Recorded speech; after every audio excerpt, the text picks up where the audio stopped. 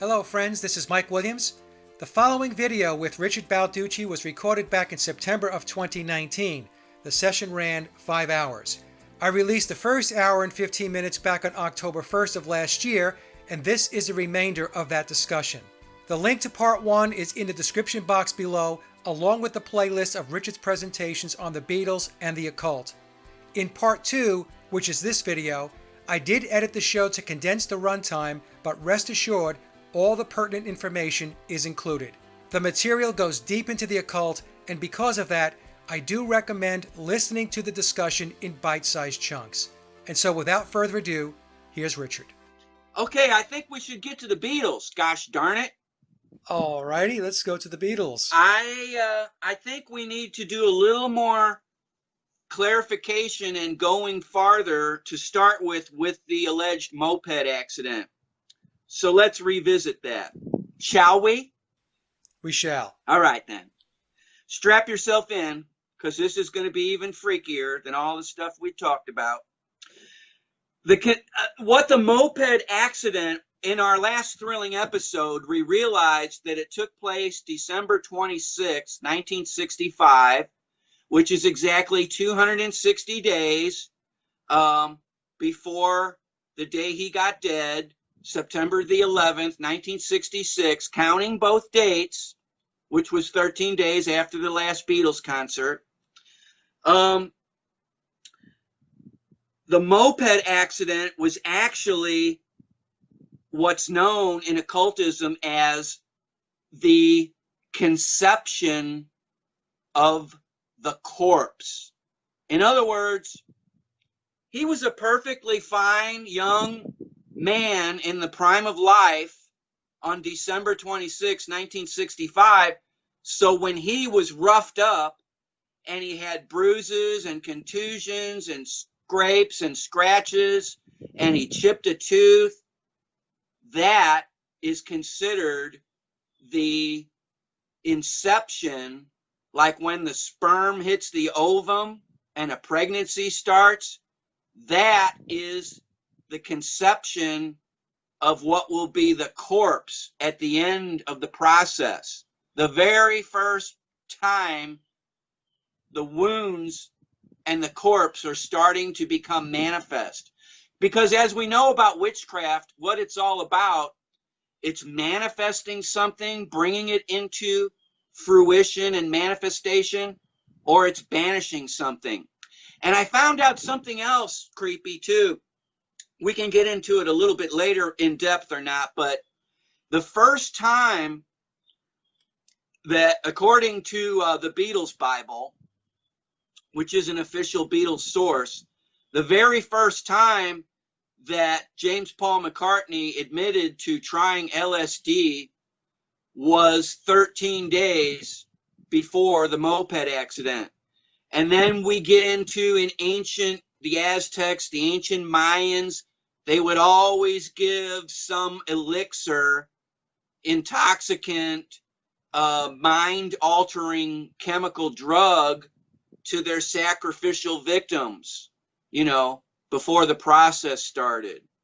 And I have notes on that somewhere else back here. I'll find them later. We can get into specifically what types, and it's pretty mind-boggling. So the moped accident then, Richard, is really the beginning of the end? Yes. It's the beginning of the corpse. It's the beginning of taking a perfectly healthy person in the prime of their life, in the genius of their life, and saying, that guy would look better as a corpse, don't you think? It's creepy. Yeah, it's very creepy. Now, during the Aztec, like I said, the Aztec Mayan ritual human sacrifices, their prisoners and other people that would be sacrificed were given consciousness-altering substances. So he gets his 13 days before he, starts the process where he will magically pupate into a corpse. Now, sometimes they would take magic mushrooms, and there's hallucinogenic compounds known as psilocybin, and they had an intoxicating drink called Bolshe, I believe is how it's pronounced. So there we have ball again, and chi. So that translates as Baal, Ball, Bell plus chi, which means life force or life energy, life breath. It's also known as ki, qui, chi, chai, prana. There's all kinds of names for it. So that name, Balchi, actually combines Baal, which is Moloch, we know, and the life force. They're basically saying your life now belongs to Baal. There was also a compound known as Tolosh. It's spelled Toloache, and that was a plant native to Mexico. It still is. That was also used as a ritual plant. And it was known variously as the Indian apple, and it was known as an apple core. And it was also known as moonflower. And keep in mind, when James Paul McCartney died by September the 11th, 1966, the moon had actually completed 300 orbits of the Earth in his lifetime. So that ties in with the whole moonflower aspect on his satanic ritual human sacrifice. Another hallucinogenic aspect of Tolash is the fact that it is the main component in witchcraft spells to cause infatuation.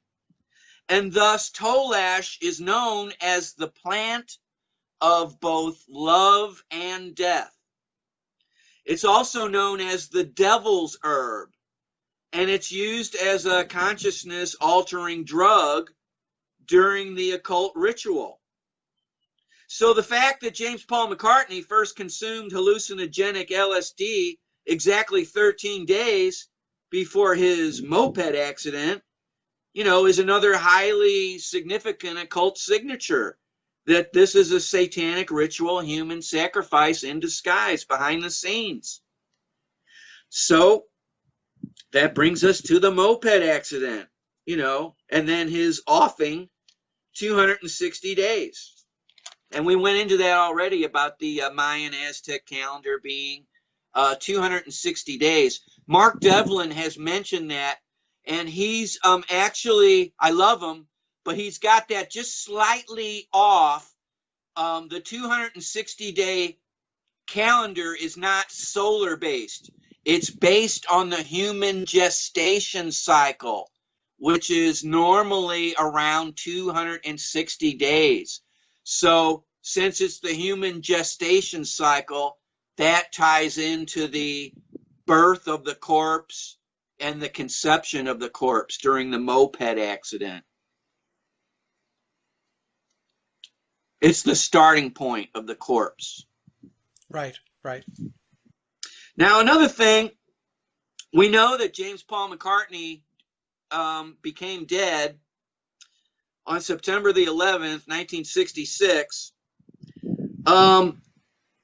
If you go to the Sgt. Pepper's album, I think it's George, he points at the line where it says, Wednesday morning at 5 o'clock as the day begins. Nick actually got me on this path because actually George is not pointing at the first part of the sentence. He's pointing literally where it says 5 o'clock as the day begins. He's pointing at the 5 o'clock point.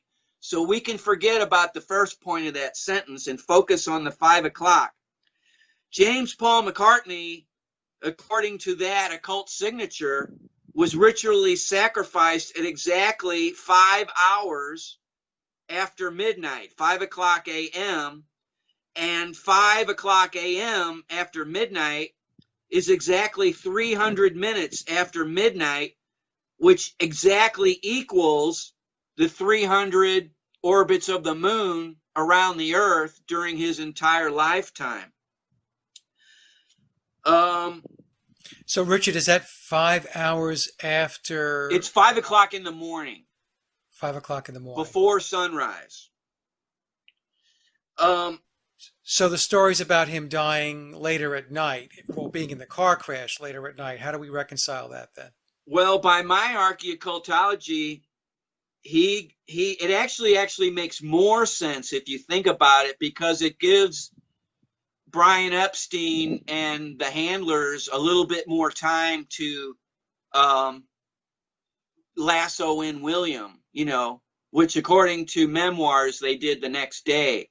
So they had most of September the 11th by the time they found out, whatever time they found out from that day, to do it.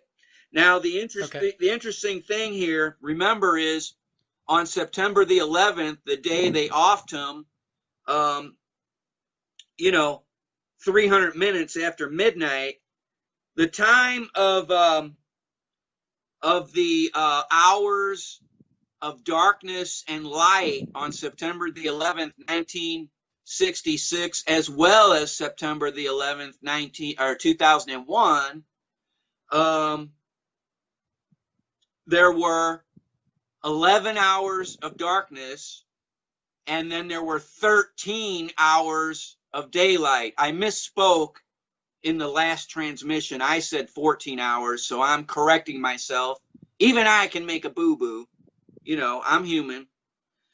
So, as we know, 11 hours of darkness equals 660 minutes of darkness on that date.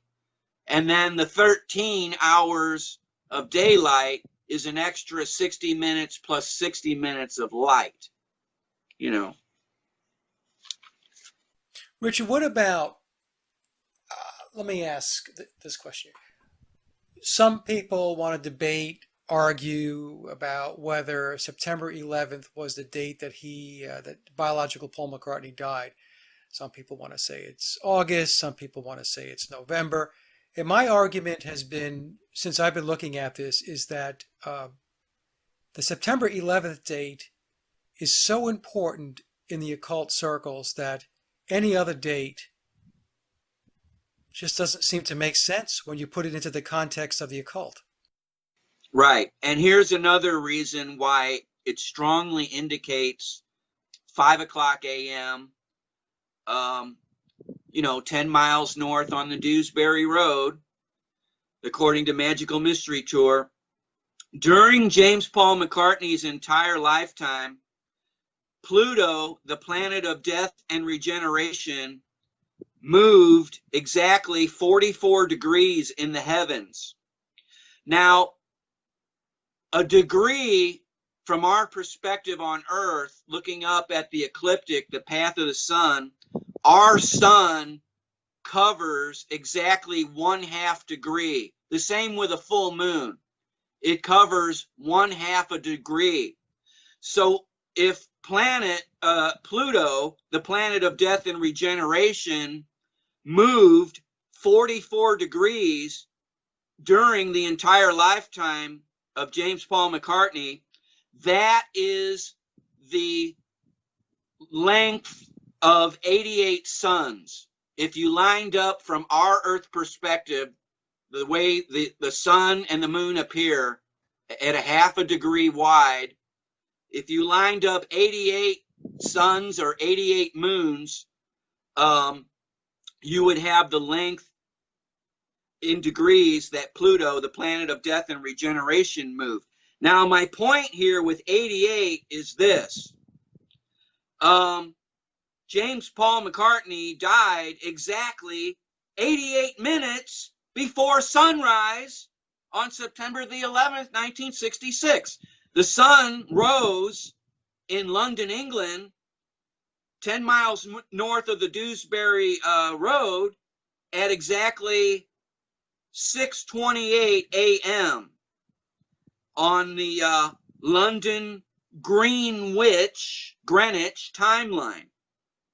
And keep in mind that Abbey Road is also situated upon 0 degrees Greenwich timeline.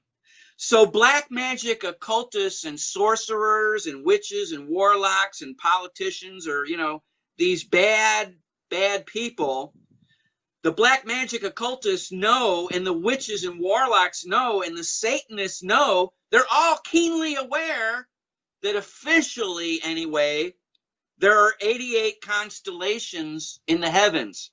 So the 88 minutes before sunrise also coordinates with the 300 and the 300 lunar orbits in his lifetime, because this means that for each minute that he was dead before the sun rose, 88 minutes later, that was 1 minute per constellation. You know, Yeah. That's how they get their kicks.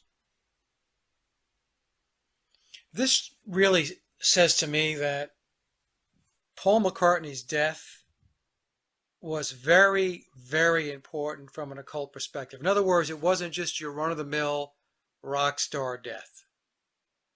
That there was a lot behind his dying. And there's more to come. Okay. 88 minutes, by the way, also equals 5,280 seconds. And 5,280 seconds perfectly resonates with the number of feet in 1 mile. So everything's about weights and measures, and it's all tabulated, you know, beyond what we would even conceive of. It's a precise chronometer, you know, Chronos, Saturn, the black sun. It's all measured out. It's all calculated. Imagine, you know, living your life not knowing that there's groups of people, they've already got your death time to the second. To the second. You know, look at JFK. They drove him, if you look at Dealey Plaza, it's an inverted pyramid with the capstone missing where the railroad tracks cross. And the precise time that he was shot dead during frame 313, and you went into that, at that exact moment, it was 12:30. Well, back in 1963, they didn't have too many digital clocks. One of the first ones was on top of the Dallas book depository building. There was actually a digital clock, one of the early ones up there, and it said 12:30. But if you go by a rotary clock at 12:30, you have one hand pointing at the 12, you have the other hand pointing at the 6. So we've got 6 at the bottom, and we've got 6 plus 6 at the top. That's another occult signature, 666. And of course, that's when his head's blown off in frame 313. And then, but he's officially pronounced dead 30 minutes later at exactly 1300 hours, 1 o'clock, you know. Yeah. And when you said the 666 at 12:30, the 12 o'clock is 6 plus 6, plus the 6 at the bottom of the clock. I just want to clarify that for anybody who's listening and might have lost track of how we got 3 6s. Right. Thank you for your clarification. I was a little confused myself. Thank God I'm here. Yeah. Hey, you from your mouth to God's ear, I'll drink to that, pal. You know, what would we all be doing if this all didn't happen? If this happened to the Bay City Rollers, you know, we wouldn't care. No. The poor Bay No, City we wouldn't Rollers. care. I liked Saturday Night. I thought it was a pretty good song. That might have been their one only good song. Please don't say that now that it's going to be in the back of my brainasium, you know, bouncing around off the walls in there tonight. What I'll do is I'll put a clip of the Bay City Rollers in at this part of our discussion so everybody can get the full picture. The occult meaning of Bay City Roller. No. Let's not do that.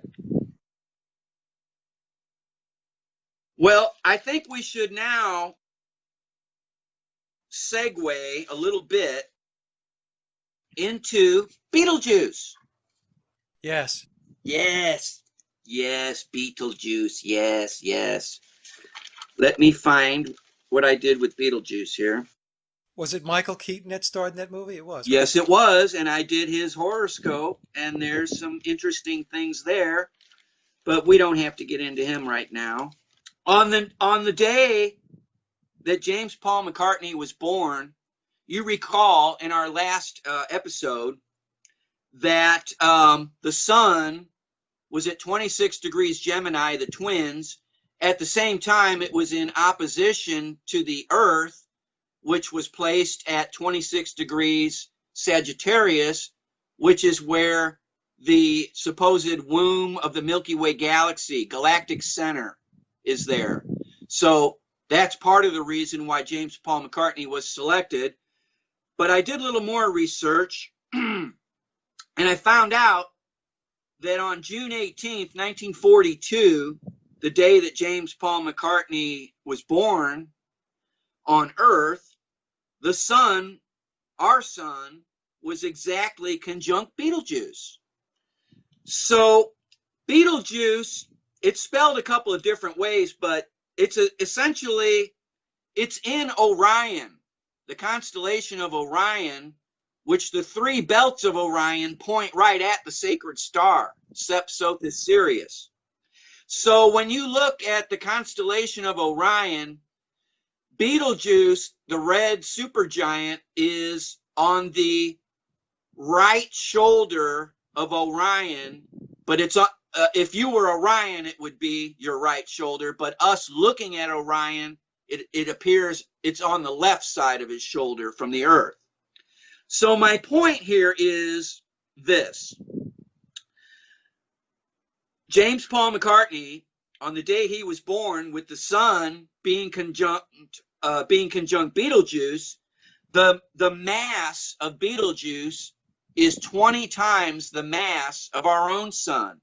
The mass of our own sun is equal to 333,000 Earth masses. So everybody break out your calculators here, because you're going to love this. The mass of the sun, 333,000 Earth masses, times 20 equals 6,660,000 Earth masses. Just another coinky-dink. And this is all exactly opposite the womb of the Milky Way galaxy. That's the big occult secret about Betelgeuse. So don't say the name 3 times. You know, in the occult, they do say if you say something 3 times, you can invoke the spirit. I think it was Donovan that mentioned that. Was it in Memoirs where he said if you say somebody's name was deceased 3 times, that you actually will bring them forth? Don't quote me on that, but I remember, I believe it was Donovan who said that. That is exactly like the 3 fates. And it's also like the moon, because the moon, it has 4 phases, but one is invisible. When the new moon is at the sun, the moon is invisible, for 2 days before the new moon. You see the thin crescent, waning crescent. 2 days after, when the moon reappears, it appears as the waning crescent. So my point here is this. When the moon is at the first quarter phase, that is known as the young maiden, the young woman, like Diana, the moon goddess. And then when the moon is full, at its most beautiful, that's when the woman is the most beautiful, when she's ripe and at the prime of her beauty is the full moon.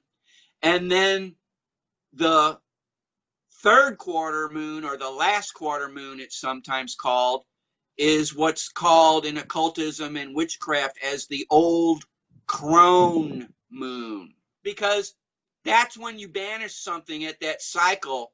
When you hit the last quarter moon, if you want to banish something, that's when you're invoking those spells.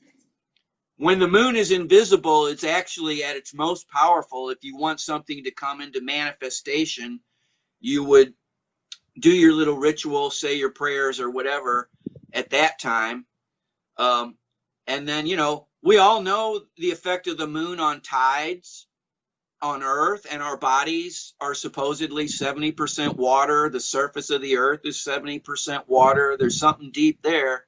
And also, just like our tears are salt water, so is the ocean is salt water. And, that makes me think that there's been so much misery and heartache and death and suffering and Satanism and all this black magic sorcery going on and killing and disrespect that maybe symbolically, at least, if not actually, there were so many tears shed by so many souls and people over all the lifetimes that have come before us on planet Earth, that maybe that's why the ocean is salt water. It's all the tears of all of us accumulated that have cried over all these things. Yeah. And witches can't cry. They have no empathy. They get off on suffering. In fact, it's the opposite. That's how they do these things. It's funny you should say that, because I was reading an article, the Playboy article going back to 1980 that John Lennon was in, where Yoko Ono had to check the interviewer out first by running an astrological background check, if you will, right? And in that article, he states that, not that she doesn't cry, but he said that she doesn't smile. I picked up on that. That was such an insightful comment by that author. Yes, and I was so glad you did that video at the time, because it showed that to the extent that they plan witches and all that out. And by the way, I hate to break people's hearts, but Yoko Ono is a witch. We'll get to her later. Now here's something interesting to kind of finish up with Beetlejuice here for a few minutes. In ancient Babylon, the Orion constellation was named Mo-Sipa Ziana, which translates as the heavenly shepherd. So who'd have thunk that? And it's also translated as the true shepherd of Anu. So that's doubly interesting to me, with James Paul McCartney being born at 26 degrees Gemini, the twins, when the sun is conjunct Beetlejuice, whose mass is equal to 6,660,000 Earth masses. That star is known as the Shepherd Star. And then you have William Wallace Shepherd, who took his spot, took over the role. So you could actually say that William is the true shepherd of Paul McCartney. Now, the Akkadian name for Orion was Sitadaru, and it was also called Sidalu, and both of them translate from Akkadian into English as the loyal shepherd of heaven. So Beetlejuice is also the loyal shepherd of heaven. And Akkad, the Akkadians, were centered, they were the heirs essentially of the Sumerians. And they were located north of ancient Babylon along the Euphrates River. Now, the name of the red supergiant star Beetlejuice in the witches' gematria adds up to 606, by the way, on top of it. You know what else adds up to 606? Melchizedek, Crowley, Darth Vader, Graveyard Sorcerer, Hope and Change. And it also, 606 in the witches' gematria is the Royal Arch and the Black Art. Now, how the witches' gematria is computed is different from simple gematria, where A is 1, B is 2, 3 is C. In the witches' gematria, each letter increases by 6. So A is 6, B is 12, C is 18, etc., etc., etc. That's why I use a lot of time the witches' gematria for this stuff, even more than the Hebrew gematria. But that's just me. Okay, so the movie Beetlejuice was released on March the 30th, 1988. So there's your 33. Or 6. Yeah, or 6. Take your pick. Pick your poison. Whichever one you want. And the movie Beetlejuice happens to be 92 minutes long. So 92 minutes times 60 seconds per minute equals 5,520 seconds is the length of the movie Beetlejuice. Essentially, if you take 6.06 and times it by 911, you get the length of the running time of Beetlejuice, 5,520 seconds. Well, 92 minutes results in the master number of 11, too. Yes. Yes, Sage. Yes. You've done it again. Every once in a while, I'll pipe in with something. Oh, you're solid gold. You're solid gold. Now, here's something even creepier. From the date that the movie Beetlejuice was released on March 30th, 1988, to the date that John Lennon died in a pool of blood red Beetlejuice on December 8th, 1980, spans a period of 2,670 days, counting both dates. So essentially,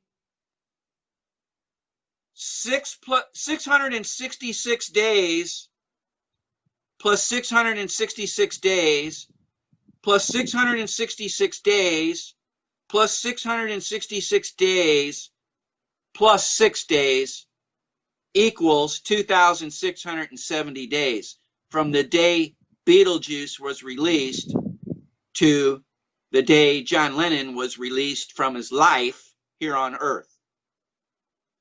666 times 4 plus 6, just for good measure. So, Richard, why would you put Beetlejuice, the movie Beetlejuice, as a stake in the ground? I'm trying to understand that myself. Is it because you've determined that the movie itself has great occult significance? Yes, it does. In fact, if you look at the Winona Ryder character, she's like basically a young witch.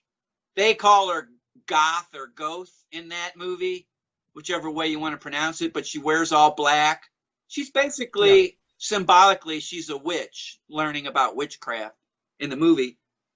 Now, the movie Beetlejuice was also, released on March 30th, 1988, exactly 606 months plus 7 days plus 7 days plus 7 days after the alleged birth date of William Wallace Shepard on September 9th, 1937. So 66 and triple sevens? Yeah. That's very important because the 66, as we know, is very important with memoirs. And the triple sevens, if I'm not mistaken, is the lightning flash through the Kabbalah. Yes, Crowley. yes. And then Aleister Crowley, he has his 777. Yes, okay. Very interesting. When will it end?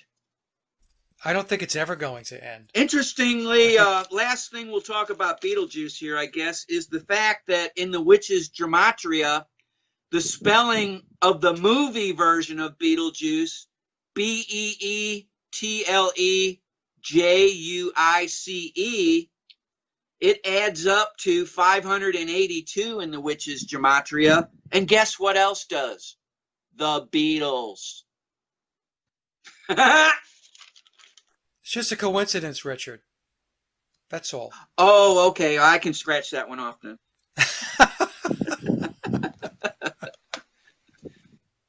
Okay, where do you want to talk about next? Well, I think we're going to talk about the Cavern Club. Oh, the Cavern Club, eh? Well, that is very interesting.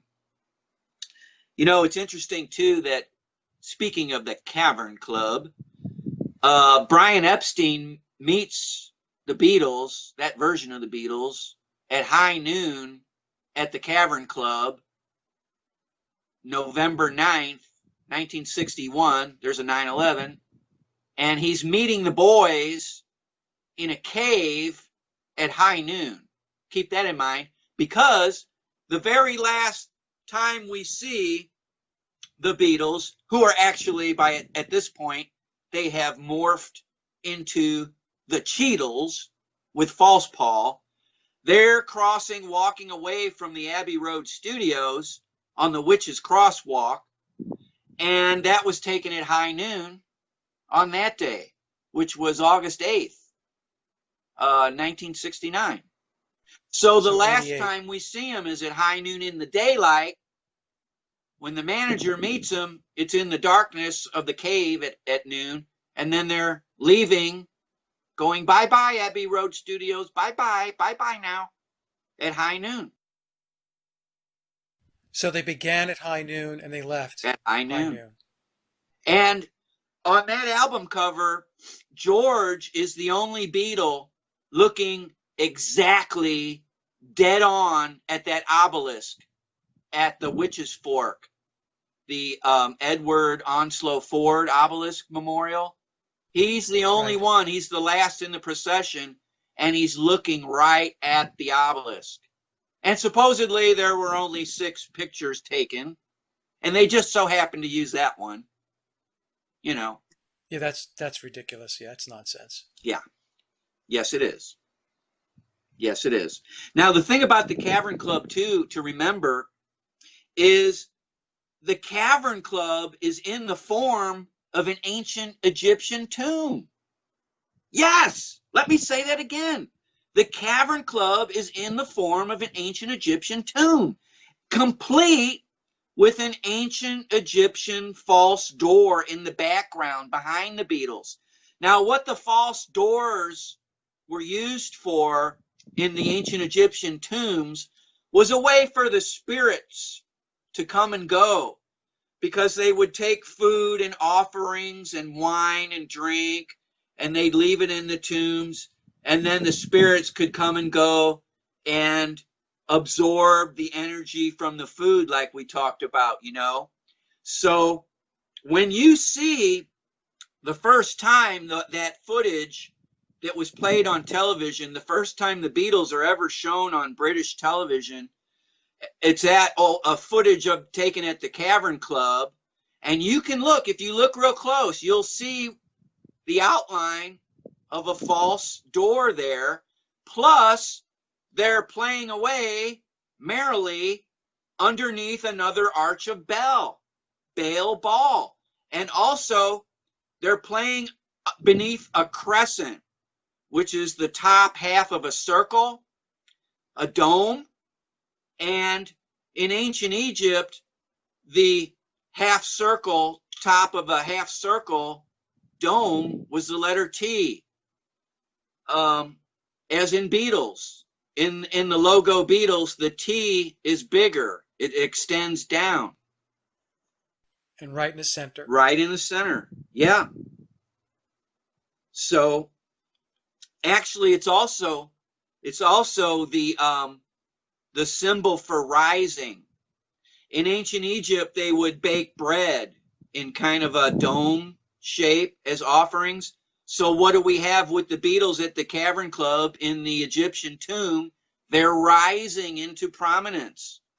And so they're playing in front of that false door too. And, you know, the Beatles are kind of becoming false gods in a way, you know, with the whole magic aspect of it. And the rising of the Beatles, that's where it takes place, in the tomb known as the Cavern Club. Okay, the Cavern Club also opened on the night of a full moon, and it opened on January the 16th, 1957. It was a Wednesday. The sun was at 26 degrees Capricorn. 26 degrees is 13 plus 13. And the sun was 13 degrees away from exact opposition to the sacred star, Sepsothis Sirius, on the date the Cavern Club opened. Interestingly, too, on that same date, Pluto was at 29 degrees Leo, so that means Pluto was exactly conjunct the royal star Regulus, which is the heart of the lion in the constellation of Leo. And of course, James Paul McCartney was known as the heart of the Beatles. The date that the Cavern Club opened, by the way, January the 16th is 116. So you've got a 9/11 backwards and inverted. Ha! I beat you on that one. You did beat me on that one. Very good, Richard. Scored another point. Very good. In fact, just to pause for a second here, Tom sent me an email and said that certain pages in memoirs that contain certain information, the page numbers are encoded with occulted numbers. So like page 116 in memoirs. In fact, I do think that there's something on page 116 of memoirs that's... Oh, okay, so here we go. So on page 116 of the Blue Book, the new memoirs, is a footnote. He's talking about the 9/11 date, and he's talking about the significance of the 9/11 date in history. So what Richard just said about 116 being the inverted 9/11, that's what's coded into memoirs on page 116. It is the inverted 9/11. So if I turn the book around, upside down, on page 116, I get 9/11, and the footnote on that book talks about the significance of the 9/11 date in the occult. So I just want to point that out. I'm glad you did that. And from the date that the Cavern Club first opened on January 16th, 1957, to the date, according to memoirs, the date that James Paul McCartney and John Winston Lennon made their ceremonial blood oath to Lucifer pact, that was on October 24th, 1963, according to memoirs. That is exactly 6 years plus 9 months plus 9 days, which equals another manifestation of 666. So anyway, Cavern Club in the Witches' Gematria also adds up to 606, by the way. Just like Beetlejuice, just like Crowley, just like Melchizedek. Okay, we've talked about the tomb that is the Cavern Club. Now let's talk about the Abbey Road studios. Abbey Road is an Egyptian temple to sound magic. No kidding. The Beatles and everybody working at EMI Studios, Abbey Road Studios, when they crossed the street to get to there, going from east to west across the Witches' crosswalk at the Witches' Fork, Abbey Road, they crossed across 6 white stripes. They crossed in between the number 13 because you've got the obelisk on the left, the number 1, and you've got Abbey Road Studios, which is at number 3, Abbey Road. And then they walk up 9 steps to get through the door at Abbey Road Studios, where they cross between an 11. You know, in the doorway is a 1 and a 1, 11. So there's a 9/11. Just going to work. So, well, it's representative of the Masonic twin pillars. Yes. That's what I noticed. Yes. Thank you. So every day the Beatles went to work there. They were working at an Egyptian temple to sound magic. And keep in mind that they were putting out magic circles that we called, records and albums. 45, 4 plus 5 is 9. And then they're putting out 33 and a third, long playing albums, so that's 9. It just never ends with these people. Now, okay, let's talk about the occult meaning behind the name Abbey Road. The ancient Egyptian word ab, A-B, means heart. And Bay, B-E-Y, means boy. The Beatles were a boy band, and James Paul McCartney was the heart, the ab of the Beatles. You know, on the dollar bill where it says on the Great Seal, order, ab, KO, Yes. which is translated one way as order out of chaos, which is correct, but there's an even deeper esoterica in play there. Since ab means heart, you have the heart in the middle of order and chaos. So it's basically the heart deciding, choosing between order or chaos. I was going to say, didn't Billy put a CD out called Chaos and Creation? Yeah, in the backyard. Good point, Sage. Yes. Excellent. Yeah. Sage just scored a point. James Paul McCartney, of course, was the heart of the Beatles, a boy band. Abbey, Bay means boy, person, or prince. The first British heart transplant was actually performed exactly 600 days after the death of the heart of the Beatles on September the 11th, 1966. So you could say William Wallace Shepard was a heart transplant into the Beatles, you know. And also, too, this reaffirms it, because on the cover of the first album that William Wallace Shepard portraying Paul McCartney is the Beatles' Sgt. Pepper's Lonely Hearts Club Band album. And you said in another transmission very alertly that the new Beatles are all playing wind instruments there. Right, right. Well, William Wallace Shepard posing as fake Paul on the Sgt. Pepper's Lonely Hearts Club Band album is actually holding what's known as a cor anglais instrument.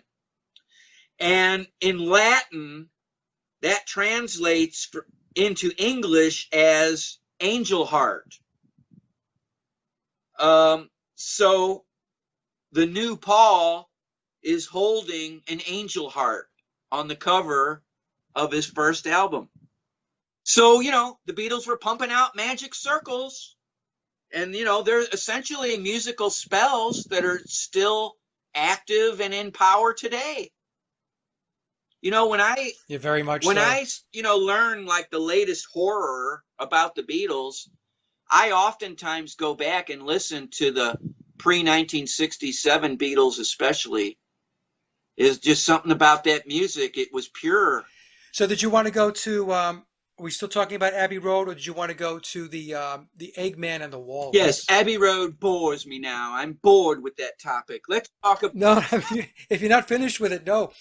What I'm saying is, if you're not finished, we could finish it up and then we can move on. All right, well, there's a little gematria about Abbey Road. It's interesting. In the Hebrew gematria, Abbey Road tallies to 545, the same as Pentagrammaton, Dark Souls, Sun and Moon, 313, like frame 313 in the Zapruder film.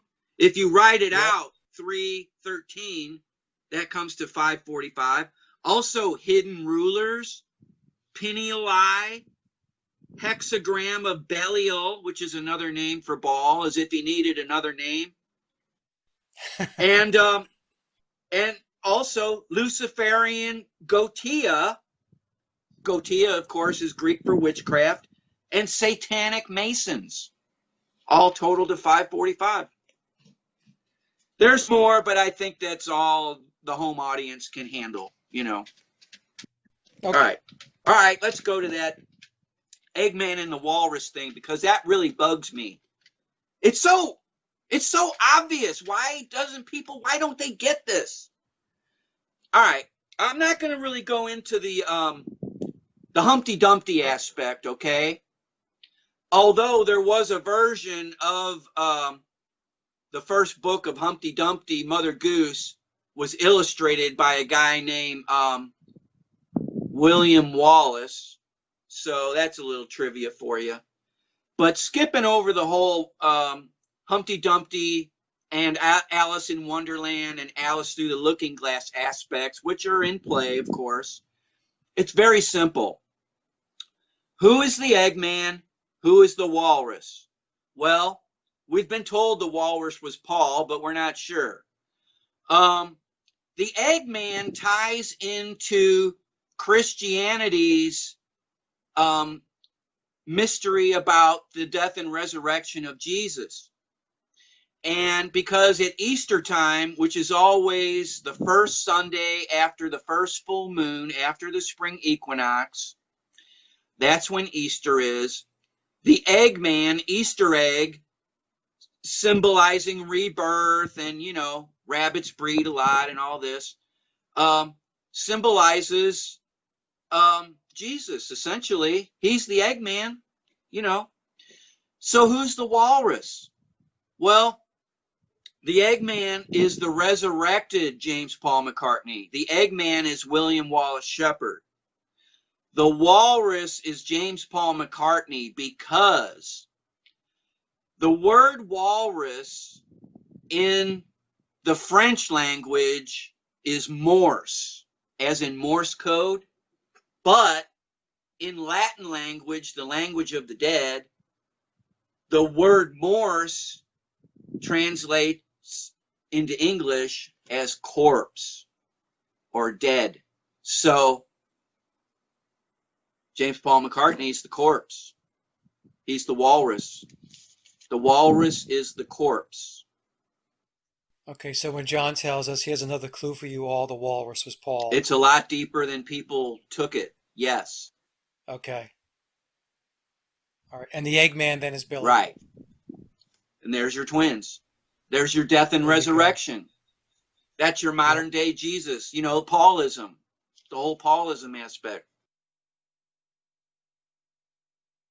That's very good, Richard. It's very succinct because there's a lot of people that have written dissertations on this. Oh, really? Trying to, to figure out, what the encoding is. And you just basically summarized it in 1 minute. So very good. And none of them said what you said. All right. As far as I know. So good job. All right. Yay for Team Ricky. Now, I Am the Walrus, by the way, it has these dramatic lines, from King Lear, added to the Beatles song, I Am the Walrus.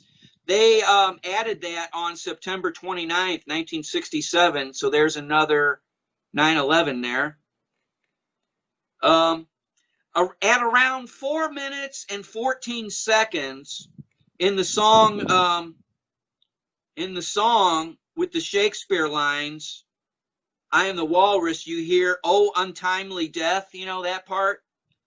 Well, those lines are spoken at 4 minutes and 14 seconds into the song, and it takes approximately 6 seconds to say, oh, untimely death. At that point of the song, 4 minutes and 20 seconds of the song have transpired, which equals exactly 260 seconds, which is the Aztec Mayan calendar resonance, 260 seconds, 260 days, the walrus is dead, oh, untimely death, yada, yada. And the interesting thing, too, about I Am the Walrus, the song ends with what is known as a shepherd's tone, as in William Wallace Shepard.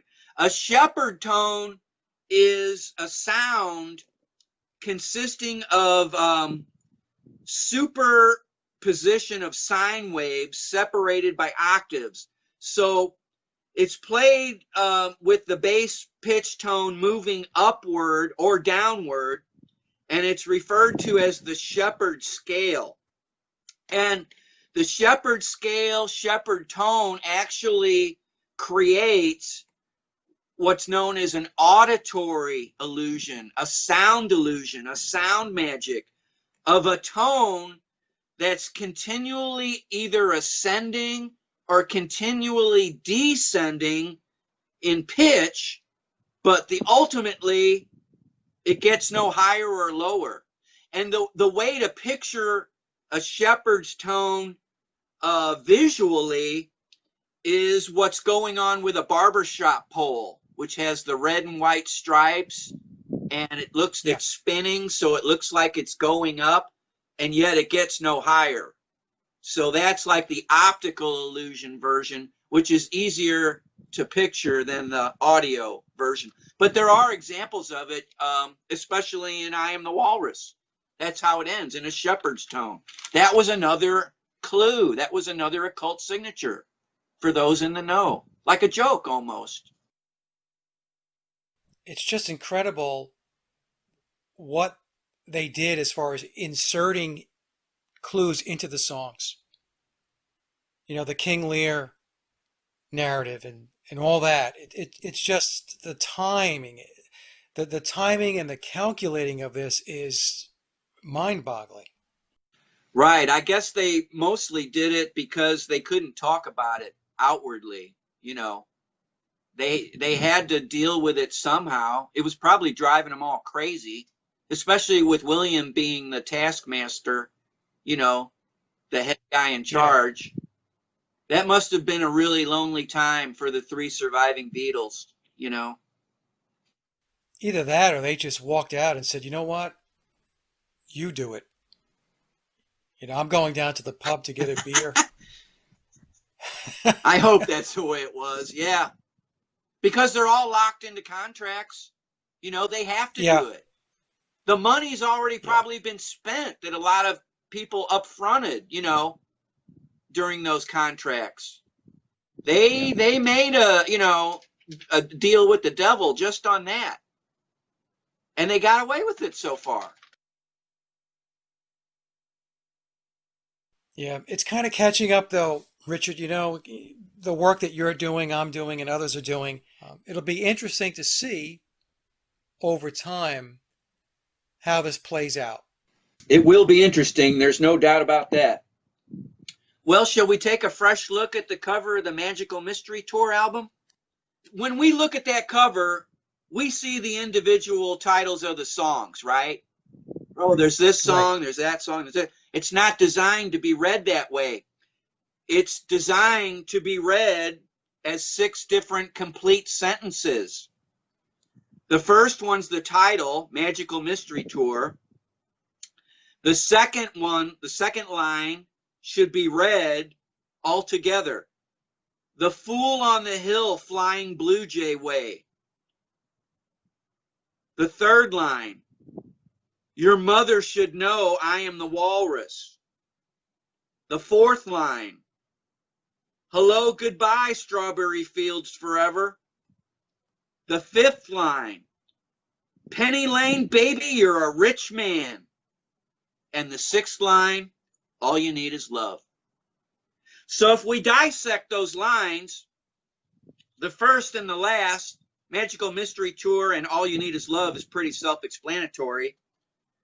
But, you know, the fool on the hill flying blue jay way is Paul's soul flying into the sky from his eternal resting place on the hill.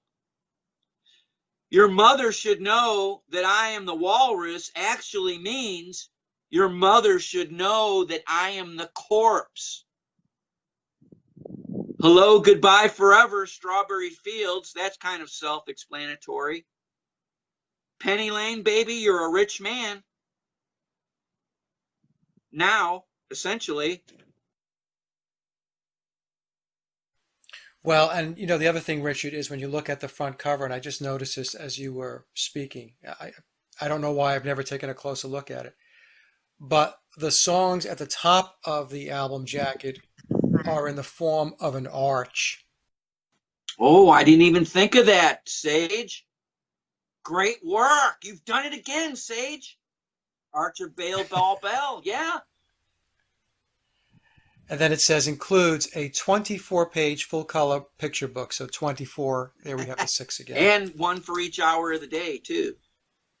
Yep, yep. And isn't the 24th letter of the alphabet the X? So you've got the witch's cross there. And a cross in the Greek alphabet, Chi, adds up to 600 also. Right. Yeah, I covered that in my Stanshall video. Yeah, good. Okay. Very good, Richard.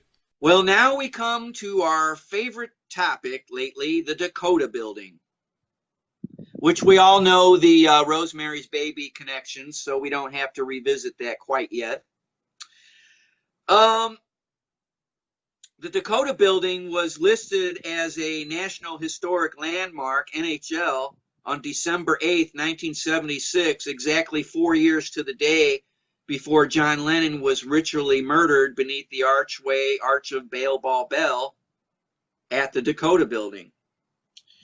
In the south entrance, by the way, on top of it. Now we come to a point where it gets real interesting about the Dakota building.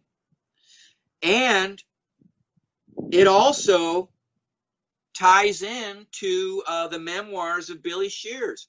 Essentially, archaeoccultology and the memoirs of Billy Shears are on a collision course here in this production.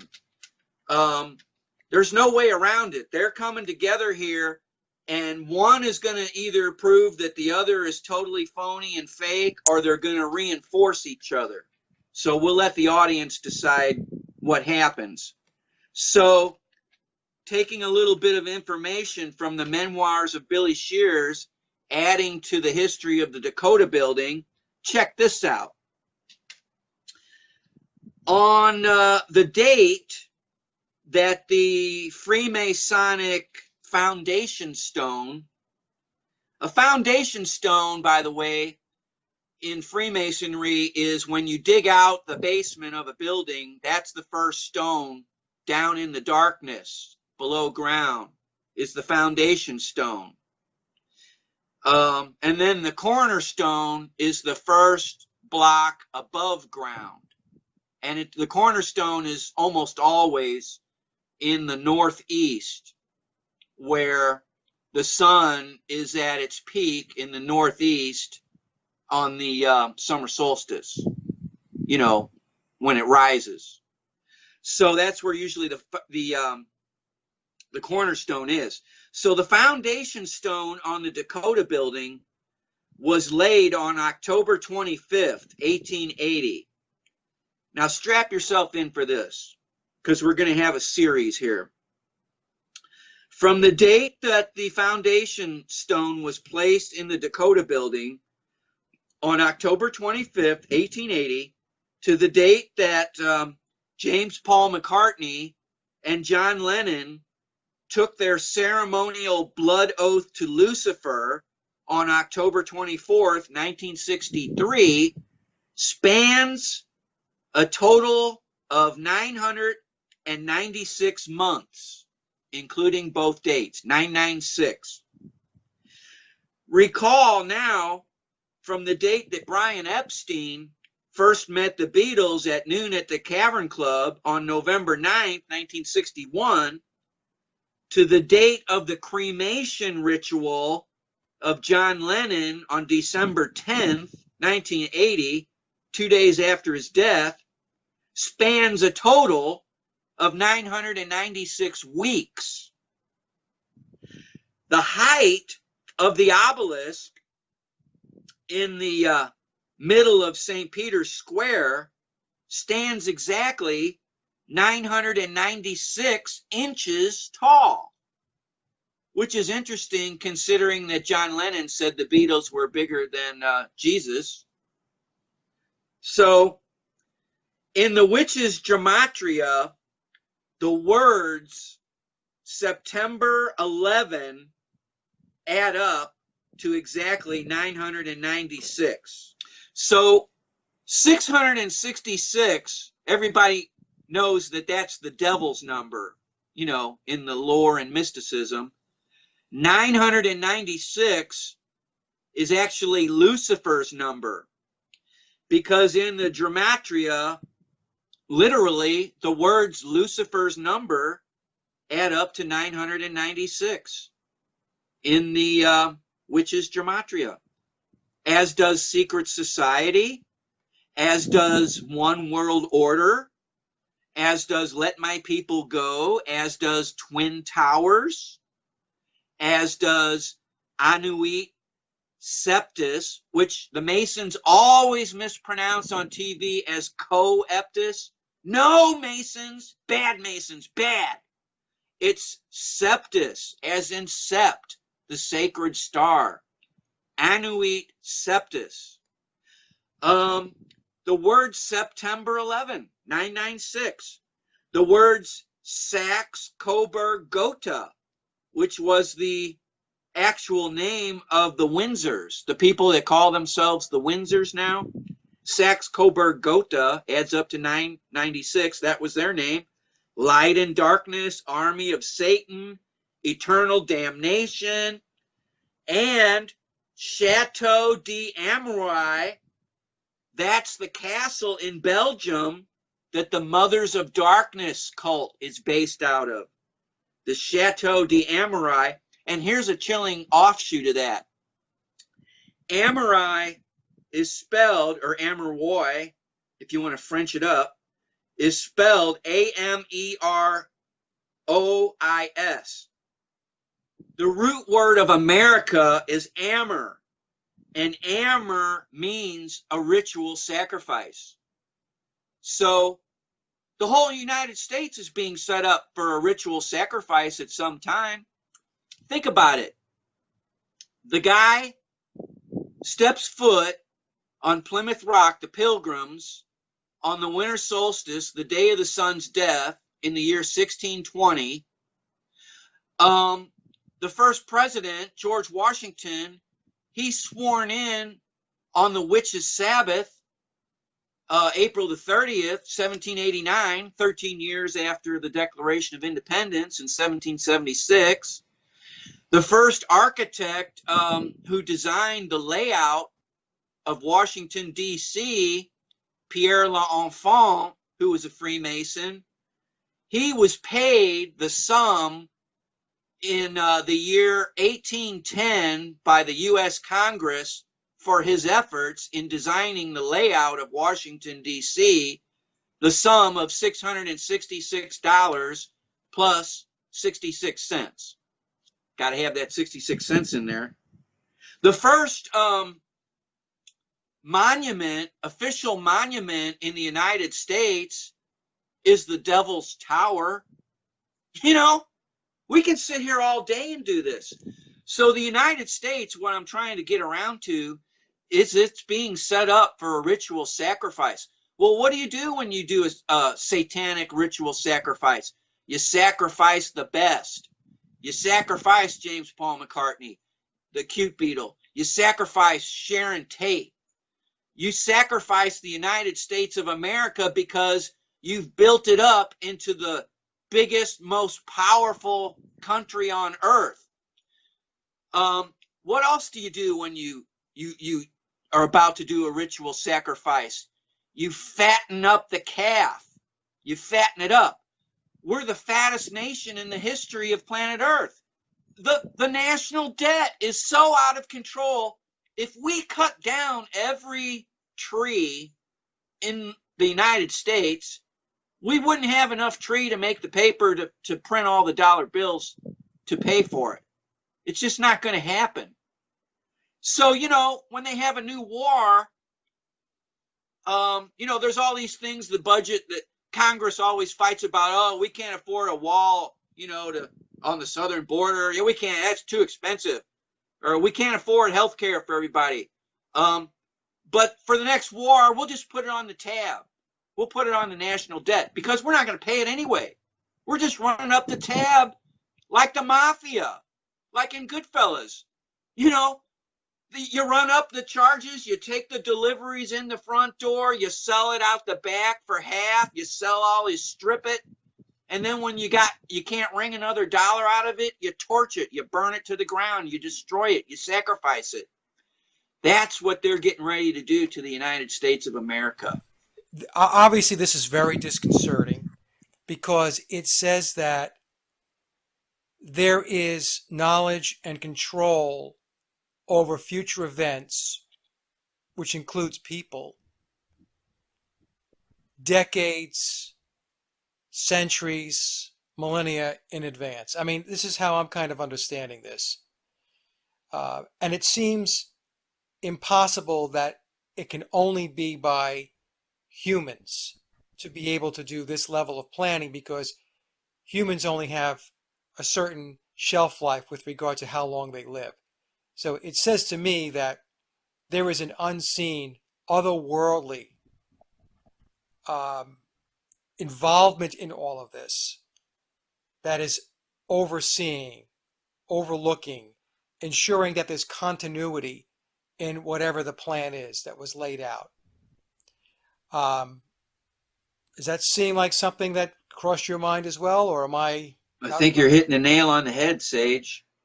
You know, unfortunately, it's tough to go there because, we're getting into nutty territory there a little bit, but it's the only thing that makes sense.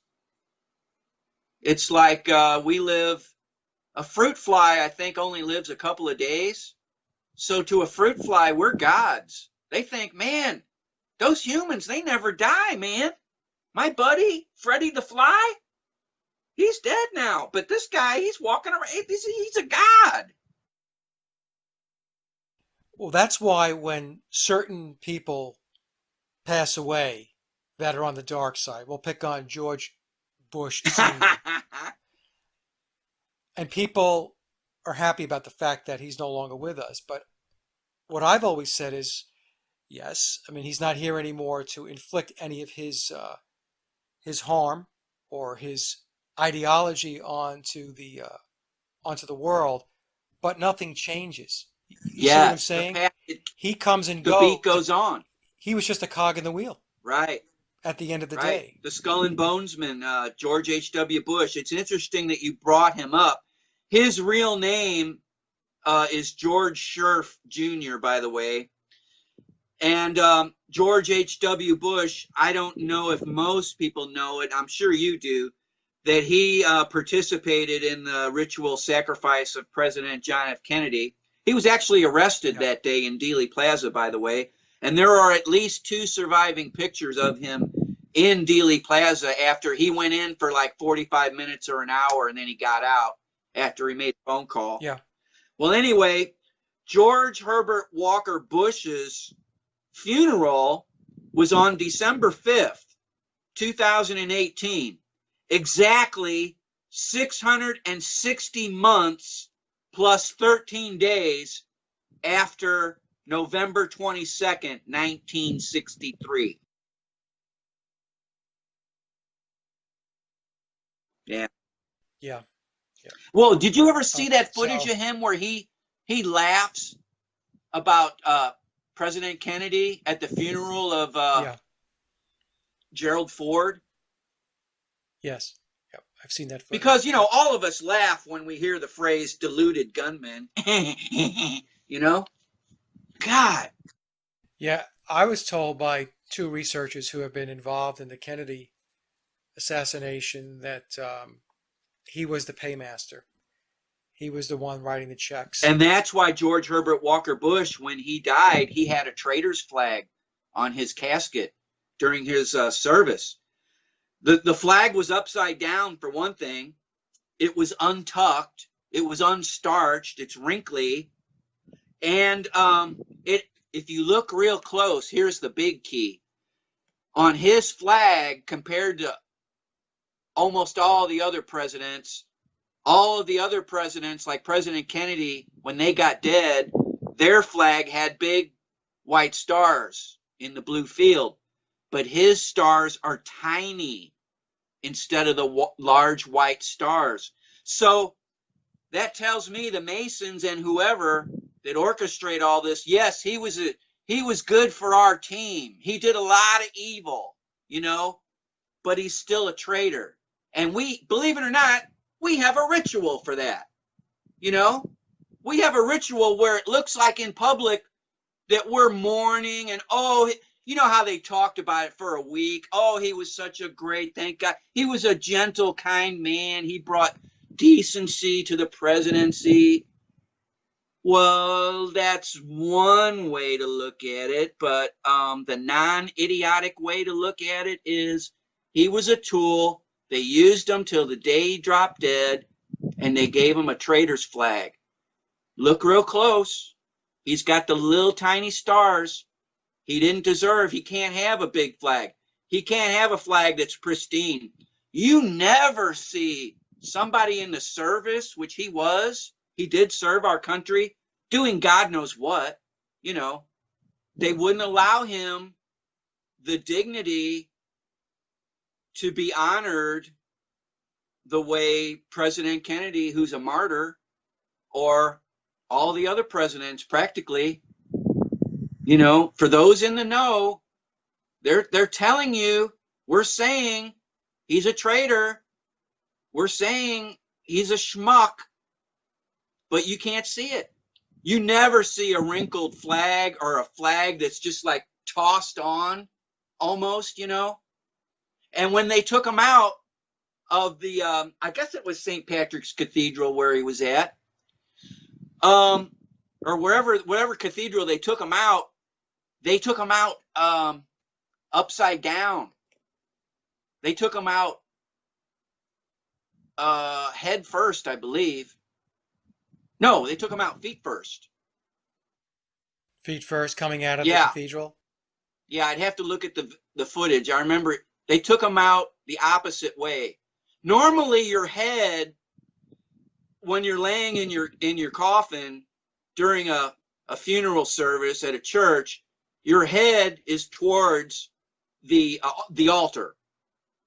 But his feet were. So they took him out feet first.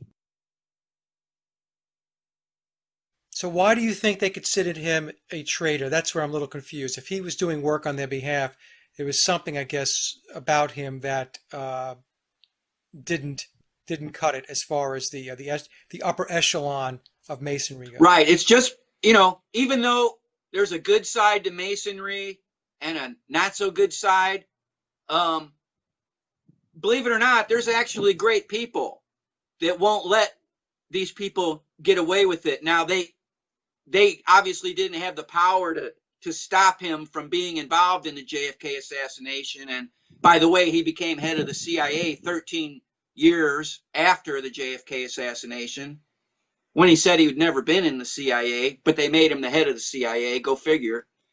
So there are great Masons and good people and whatever, that they do what they can, you know, to show what's really going on. They win little battles here and there. We haven't won the war yet, but we win little battles here or there.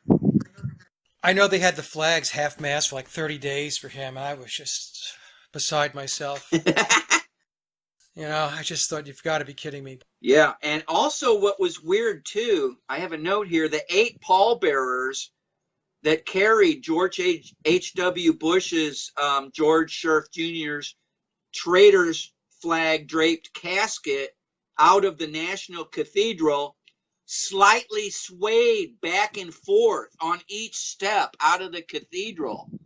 So that's some weird occult signature there too. You know, normally when somebody's carrying a coffin, they're really careful and they try to be almost step with each other, but they're actually doing this back and forth swaying in unison. Yeah. It's weird. All right, where are we going next? Oh, golly gee.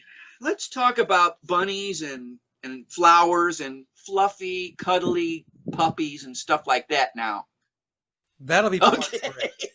I think part 3 may be too horrible to ever release to the public, Sage, you know, the way it's going here. But, you know, keep the faith, baby. All right, let's talk about what's next on the cheat sheet here. We have the Imagined Peace Tower. Oh, yes, the Imagined Peace Tower. Good old Yoko Ono appears on the scene here. The Imagined Peace Tower is actually an obelisk of light. It's over a wishing well allegedly containing over 1 million wishes. It's a satanic memorial, and it ain't to John Lennon. From his witchy poo wife, Yoko Ono. So in Iceland, which is where it's located, it's called the Peace Column. And it's located on an island near Reykjavik, Iceland. The obelisk of light is projected into the night sky from a monument base that is a white stone with the words "Imagine Peace" carved into it in 24 languages. A language for each hour of the day. And of course, X is the 24th letter. So you've got 600. We talked about that. Yep. The light from Yoko Ono's Imagine Peace Tower, obelisk of light, it projects approximately 4,000 meters into the sky. And 4,000 meters equals 13,123 feet into the dark sky. Well, here's the point of that.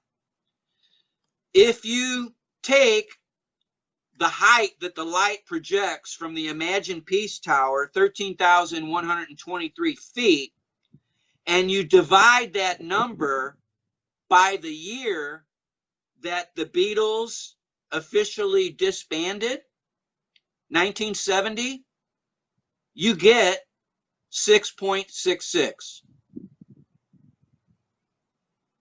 So they're celebrating the death of the Beatles. Well, the Imagine Peace Tower obelisk of light was unveiled on October 9th, 2007, on John Lennon's 67th birthday. 6 plus 7 is 13. So counting from the date of John Lennon's cremation ritual on December 10th, 1980, to October 9th, 2007, when the Imagine Peace Tower obelisk of light was turned on John Lennon's birthday, covers a period of exactly 9,800 days, counting both dates. This is also exactly equal to 322 months. And of course, 322 is the number that's associated with the satanic skull and bones logo, the skull and the crossbones, and 322 beneath it. And 322, 3 times 22, 66. Well, March 22nd is when the Beatles released their first album, Please Please Me, back in 1963. Oh, great serve. Great serve, Sage. Now, Yoko has an EarthCam live feed set up at the Imagine Peace Tower obelisk of light. And unlike the Abbey Road live feed camera, which it's on 24 hours a day, this live feed camera updates every 3 minutes, which is equal to 60 seconds plus 60 seconds plus 60 seconds. Then there'll be another picture of what's going on. In simple gematria, the words Imagine Peace Tower add up to 169, which is the number 13 squared. 13 times 13 is 169. And by the way, when Hiroshima got nuked, that was 33 days after the 169th birthday of the United States. You know, just another nice touch there.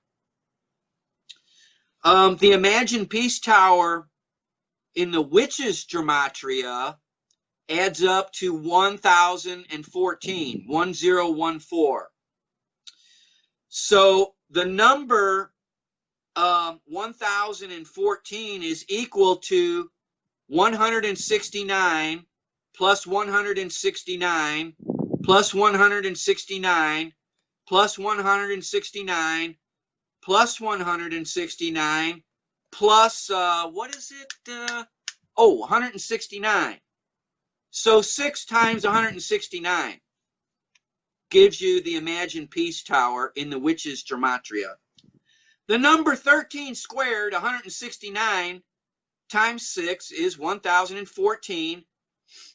And if you take 1014 divided by 9/11, you get 1.11. After September the 11th, after 9/11, there are 111 days remaining in the Gregorian calendar year. So 666 divided by 6 is 111.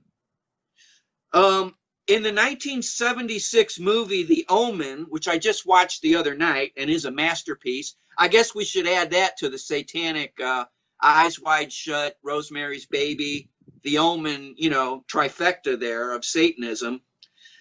The 1976 movie, The Omen, had a running time of 1 hour and 51 minutes, which equals exactly 111 minutes in length. World War I ended on November the 11th at 11:11 a.m. on the 11th day of the 11th month, 1111. And of course, in Satanism and number science, 11 is not only the first master number, it's also considered the evil number. 11 is the evil number. So 1014 divided by 9/11 is 1.11. In the Witch's Gematria Imagine Peace Tower that adds to 1014, guess what else does? The number 11, if you write it in words, the number 11. And August 6th, when Hiroshima was nuked, also adds up to 1014. So does Trump Tower. Would you like to talk about the Magical Mystery Tour? What the heck is the Black Magical Yeah, Mystery the Black black. Magical Thank Mystery you Tour? for Sure. correcting me. Yes, it is a Black Magical Mystery Tour. What's the mystery? Well, the mystery is the Magical Mystery Tour movie, and we'll talk about the album in a minute because that's part of it. The Magical Mystery Tour movie, as most people know, it begins with the Beatles as spell-casting witches, and Mal Evans is in there too, bless his heart, bless his memory. So the movie begins 10 miles north on the Dewsbury Road, where James Paul McCartney was ritually sacrificed by Satanists. While the Magical Mystery Tour album begins exactly 13 years to the day before John Lennon was ritually sacrificed by Satanists beneath the Arch of Bell, Baal at the Dakota Building. So the Magical Mystery Tour movie starts with the death of Paul McCartney, and it ends with the album at the death of John Lennon. That's the mystery. And of course, we also remember from part 1 that the Rolling Stones on that same day, 13 years to the day before John Lennon died, on the day Magical Mystery Tour album was released, the Rolling Stones released For Their Satanic Majesty's Request, which has the 4 Beatles. And in fact, Paul is on the left side of the album cover, farthest left, which is the west side where the sun sets, Seth, who killed Osiris.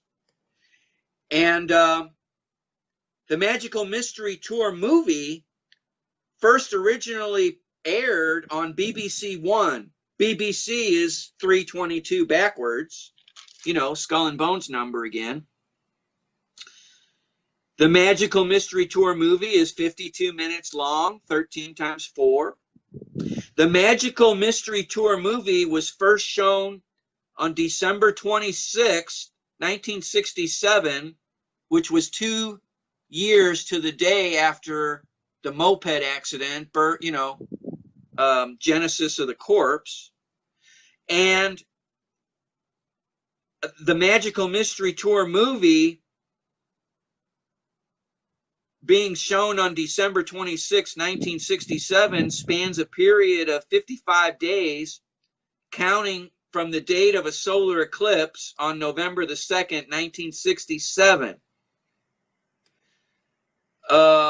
During this little bit of information here. It's important to remember that James Paul McCartney himself was born 55 days before a solar eclipse. He met John Winston Lennon exactly 55 astronomical years after his father James McCartney's natal birth. Jane Asher, the gal pal of James Paul McCartney, was also born 55 days before a solar eclipse. And James Paul McCartney was born 2 degrees west and 53 degrees north. So you add 53 and 2 and you get 55 degrees. I misspoke again on part 1 when I mentioned about a 9/11 being involved in James Paul McCartney's geographical coordinates. What I was actually looking at when I misspoke, I was looking at my notes for that solar eclipse. So in that solar eclipse, 55 days after he was born, there's a 9/11 reference in there, but I won't go into it now. It's a little off course. The core principal photography of the movie version of Magical Mystery Tour was shot between a starting date of September the 11th, 1967, and then an end date of September 25th, 1967. The very last concert ever held at Candlestick Park, where the Beatles' last concert took place exactly 55 days before a lunar eclipse. Okay, in the movie Magical Mystery Tour, believe it or not, there's a little more weirdness there. They head west on the A30 in the movie, and at lunchtime, high noon, the Beatles' Cheetles, they left London in the Magical Mystery Tour psychedelic bus, and they headed for West Country. The West is where the sun sets. As the Magical Mystery Tour bus heads west on the old A30, which is 13, A1 and 3, 13, it stops at the Pied Piper restaurant in Winchester en route. The Pied Piper, of course, is well known as he blew his flute, his wind instrument, and all the rats followed him, and he marched them into the sea to their death. So keep in mind, William Wallace Shepard is playing his wind instrument, the cor anglais, when he's introduced on the Sgt. Pepper's album. He's a Pied Piper in a way, but the rats are the Beatles fans, you know? He's saying you're rats and I'm leading you, and you're too dumb to know it. So the Pied Piper blew his flute, his wind instrument, and he hypnotized all the rats, the Beatles fans, to follow him to his death into the sea. Sea, visual, sea. Sea in mathematical terms is the symbol for the velocity of the speed of light, you know, also. And it's also kind of a vague reference to the all-seeing eye of Horus, the sea. They call the Pope the Holy See, you know. The Pied Piper restaurant is in Winchester en route. The Winchester in America was a rifle that was the chief instrument of death. It was a death talisman that massacred most of the American Indians in the West, where the sun goes to die each day symbolically. And Winchester rifles are technically a wind instrument of fire in alchemy. Now, the interesting thing, too, about Magical Mystery Tour, the movie, the Magical Mystery Tour bus gets stuck on a small stone bridge in the shape of an arch, a stone arch, the Arch of Bell, Ball, Baal in symbolism. As cars get backed up behind the psychedelic Magical Mystery Tour bus, some of the people start to get angry, and John Lennon, he gets off the bus and he rips placards off the side of the bus. This symbolizes John Lennon's anger and rage at the death of his great friend and songwriting partner, James Paul McCartney, and the death of the bus symbolically over the Arch of Bell, Ball, Bail.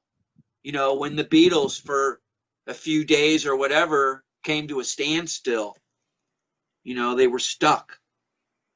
And then the bus backs up for about a half a mile, and it takes off. The Magical Mystery Tour psychedelic bus stops in the town of Bodmin. Bod is slang for body. I like your bod, baby. And min can mean mine, it can mean minute, or it can mean Min, the ancient Egyptian god of reproduction. And he was the creator of all things. Min is actually, believe it or not, it's kind of pornographic because he's depicted as a male human with an erect phallus held in his left hand usually, and an upright flail held in his right hand. So you have the as above, you know, so below with Min, that guy too. And like we said earlier, Min's cult began and was centered at Coptos. And then there's that lyric from the song on the Abbey Road album, different album, where it goes, and so I quit the police department and got myself a steady job. And though she tried her best to help me, she could steal, but she could not rob. And as we know, the Beatles often change the he to she and the she to he. So if you put the he's in, it makes a little bit more sense. That song is She Came In Through the Bathroom Window from the Abbey Road album. So, you know, I think we've already explained the whole Coptos, Six Toes aspect. Yeah. And your fine research and work digging about the sole of the feet, which was, you know, just mind-blowing. The palm that's above the head of False Paul on the Sgt. Pepper's Lonely Hearts Club Band album is designed to palm off William Wallace Shepard as James Paul McCartney onto the public. To palm off Paul M., palm, is a sleight of hand. It's trickery, deception, hocus pocus, focus. It's a legerdemain. It's a grifter's grave grift, essentially. And the palm also, on that album cover, they show palms, you know, by the Crowley, Haydn and all that, by the doors to the temple and all that. The palm also connects to Palmyra, Palmyra, which is where the original Temple of Baal Baal, was established in the year 32 BC at Palmyra, Syria. Now, check this out, Sage. You're going to love this. So, the Arch of Baal was established at Palmyra in the year 32 BC. There was no year 0, according to the Gregorian calendar. So, the year 1 is actually the year 33, counting from the establishment of the Temple of Baal at Palmyra. Year 1 is actually the year 33 to those guys. And it goes without saying, I shouldn't even have to say this, but, you know, ritual human sacrifices to Baal actually started out and took place at Palmyra in ancient times. Well, I guess we should get to finally talking about Billy Pepper. So we're going to talk about this guy, Billy Pepper. The name Billy Pepper is a double entendre wordplay, uniting the given name of William Wallace Shepard, as we know, Billy, to the fictional name of Billy Pepper, William and the Pepper Potts. And also it ties into the legendary name of Tom Pepper. In ancient nautical legends, Tom Pepper was known as the greatest liar in history.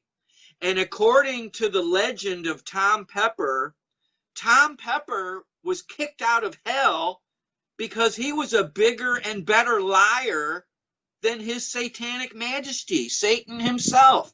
So the legend of Tom Pepper being kicked out of hell for being a bigger liar than Satan, the devil, dates back to at least the year 1787 usage in South Yorkshire, England. Tom Pepper is someone who is called a liar. So the band name of Billy Pepper and the Pepper Potts esoterically means William the Liar and the container of liars. You know, a pot can be a container, Pepper Potts, meaning that the rest of the band members are also liars. Now, since the word pot can mean many different things, it can mean the winnings in a poker game, the pot. The word pot can mean bank. It can mean kitty. It can mean a fund of money for communal use, as well as an ante, which is a financial stake put up by a player in a game of cards, as well as it can mean a vessel, a receptacle, a bowl, and or it can mean a cauldron. And who uses cauldrons? Witches do. Yeah, remember vats, vats, soothsayers, the field of the vates, the vati, where the Vatican was built. The root word of Vatican means cauldron, means witches, means soothsayers. So Billy Pepper and the Pepper Potts can also translate as William the Liar and the Stoned Liars. It can also mean William the Liar and the Cauldron of Liars. Okay, so this guy who had a death and resurrection himself, Samuel Langhorne Clemens, he symbolically died and was resurrected under the name Mark Twain. And Mark Twain was a 33-degree Freemason at least in the Polar Star Lodge number 79 of St. Louis. And he positioned to join that lodge December 26th, 13 plus 13, the day after Christmas, in 1860. The Freemason Mark Twain, he wrote a story called Remarkable Dream with the legendary character Tom Pepper, hell's greatest liar, in it.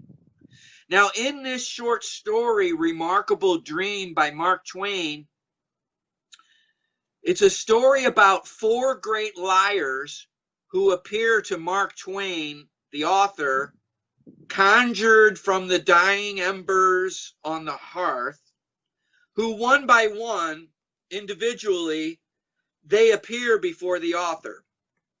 The 4th liar, the last and the greatest of the liars to appear at Mark Twain's door in the story is, quote, the renowned Tom Pepper, who was such a preposterous liar that he couldn't get to heaven and they wouldn't have him in hell, end quote. Now, Mark Twain's Masonic influences can be perceived very readily in the short story Remarkable Dream in this paragraph, which will also correlate and Masonically harmonize and resonate to William Wallace Shepard, Billy Pepper, Tom Pepper, Billy Shears, Sergeant Pepper, It Was a Fake Mustache, and the Beatles. All that is tied in this excerpt. In this excerpt, Hell's Greatest Liar, Tom Pepper, he's basically extolling the great person named Armand Leonidas Fitz Smythe Amigo Stiggers. That's some name. He's talking about this guy, and he says that this guy's talent for lying, whom he describes as, here's the quote, a man with such a talent that is bound to achieve high distinction and do great service in our ranks. For this talent of his, more than for his wonderful abilities in distorting facts, I do hereby confer upon him the sublime order of the Knights of the Liars of St. Pepper, and present him with the symbol pertaining to the same, this grim, twisted, sharply projecting, sunburned mustache, whose fashion and pattern are only permitted to be used by those noble knights, whose nature it is to war against the truth wherever they find it, and to go a long, long way out of their road to prospect for the chances to lie. I am the only man the world ever produced who was so wonderful a romancer that he could neither get a show in heaven nor hell. And Fitz Smythe will be the second one. It will be jolly. It is lonesome now, but when Smythe comes, we two will loaf around on the outside of damnation and swap lies and be perfectly happy. Good day, old petrified facts, good day. And Tom Pepper, the most splendid liar the world ever gave birth to, was gone. That was my dream. That's Remarkable Dream by the Freemason Mark Twain. Now, in that same short story, the author believes the story to have been a dream. That's why he called it Remarkable Dream. For as much as 6 hours. So he believes it's a dream for 6 hours. And then just before 3 o'clock today, the author sees Armand Leonidas Fitz Smythe Amigo Stiggers coming out of an alley in real life. Quote, wearing that absurd sunburned mustache. I mean, which Tom Pepper gave him. So it was reality. It was no dream after all. The short story, Remarkable Dream, ends with the author lamenting and expressing great regret that the Reverend of the clergy, known as the Reverend Richard F. Putnam, has assumed the pastorate of the Church of the Advent in this city. And there was no man that is more sorry than I am to see him forsake the pleasant fields he was wont to tread and confine himself to a limited beat on the gospel, to a beat in a town which is small and where he cannot have full swing according to his dimensions, if I may so speak, in connection with matters pertaining to the scriptural line of business. So basically, the 33-degree Freemason Mark Twain is saying, gosh, it's really unfortunate that this great liar will have to confine his lies to the lies in the Gospels, you know, because he's a much better liar than those liars. During the reprise in the Sgt. Pepper's Lonely Hearts Club Band song, the words Sgt. Pepper's Lonely is repeated 3 times. So those words, Sgt. Pepper's Lonely, repeated 3 times, contain the backmasked words, "It was a fake mustache." The greatest liar in the Beatles, actually the Cheatles, while disguised as Paul McCartney, is not only confessing in reverse that the mustache is Machiavellian duplicity, that the fake mustache is lip service, which is an insincere agreement to consent in one's words while dissenting in one's heart, but that this Sgt. Pepper's Lonely fake mustache is also an occult signature reference to Tom Pepper's absurd sunburned mustache. Well, how do we know that? We know that because it is alleged that when James Paul McCartney died, he lost his head through decapitation, and he was also burned by fire, supposedly in a car crash. The date of the last Beatles recording session, when James Paul McCartney laid down vocals and tracks for his final song, was on the summer solstice, June 21st, 1966, when the sun is at its highest point in the northern hemisphere, and it seems to stand still for 3 days before the sun is symbolically decapitated on June 24th, the day before the anti-Christmas, and also the day before Global Beatles Day that we found out thanks to Vicky. June 24th is also the feast day of St. John the Baptist, who was also allegedly decapitated. So the Beatles' American record distributor label was Capitol Records. The root word in Capitol Records is kaput. And kaput in Latin, the dead language, literally means head. James Paul McCartney's decapitation 13 days after the last Beatles concert also decapitated Capitol Records. The German word kaput, spelled with a K, means finished, worn out, and or dead. So on June 24th, when the sun is also decapitated, that is also one day before little baby Satan Jr. was born in Rosemary's Baby on June 25th, 1966.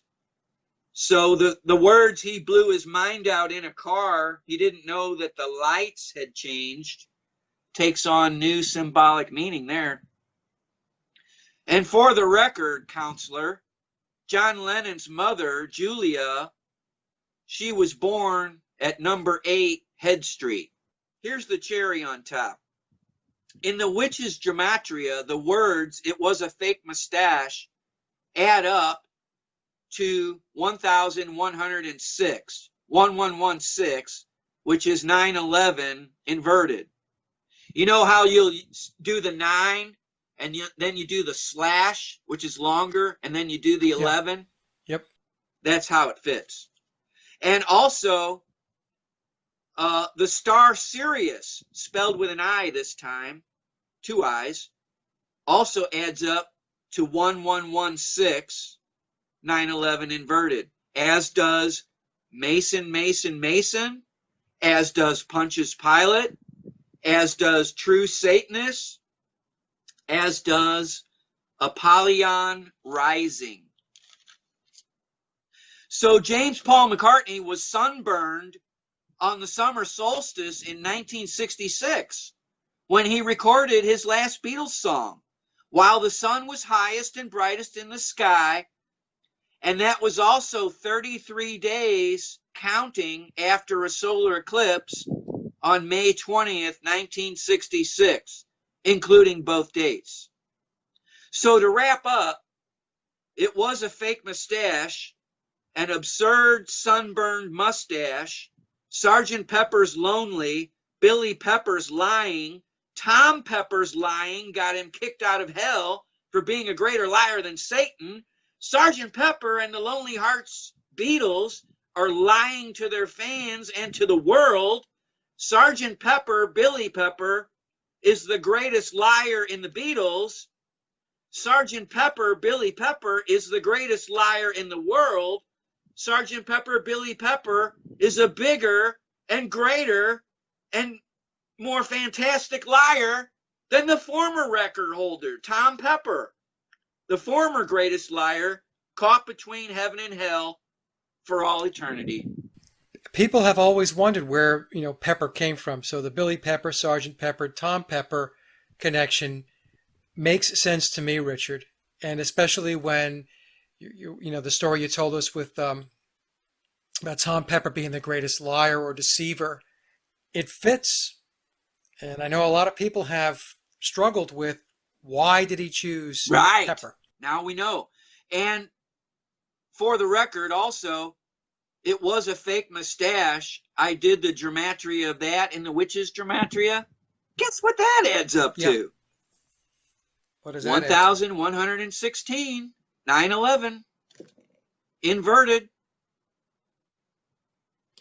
As does John Wilkes Booth, the Beast of the Earth, Don Vito Corleone, the Star Sirius, True Satanist, Supreme Talisman.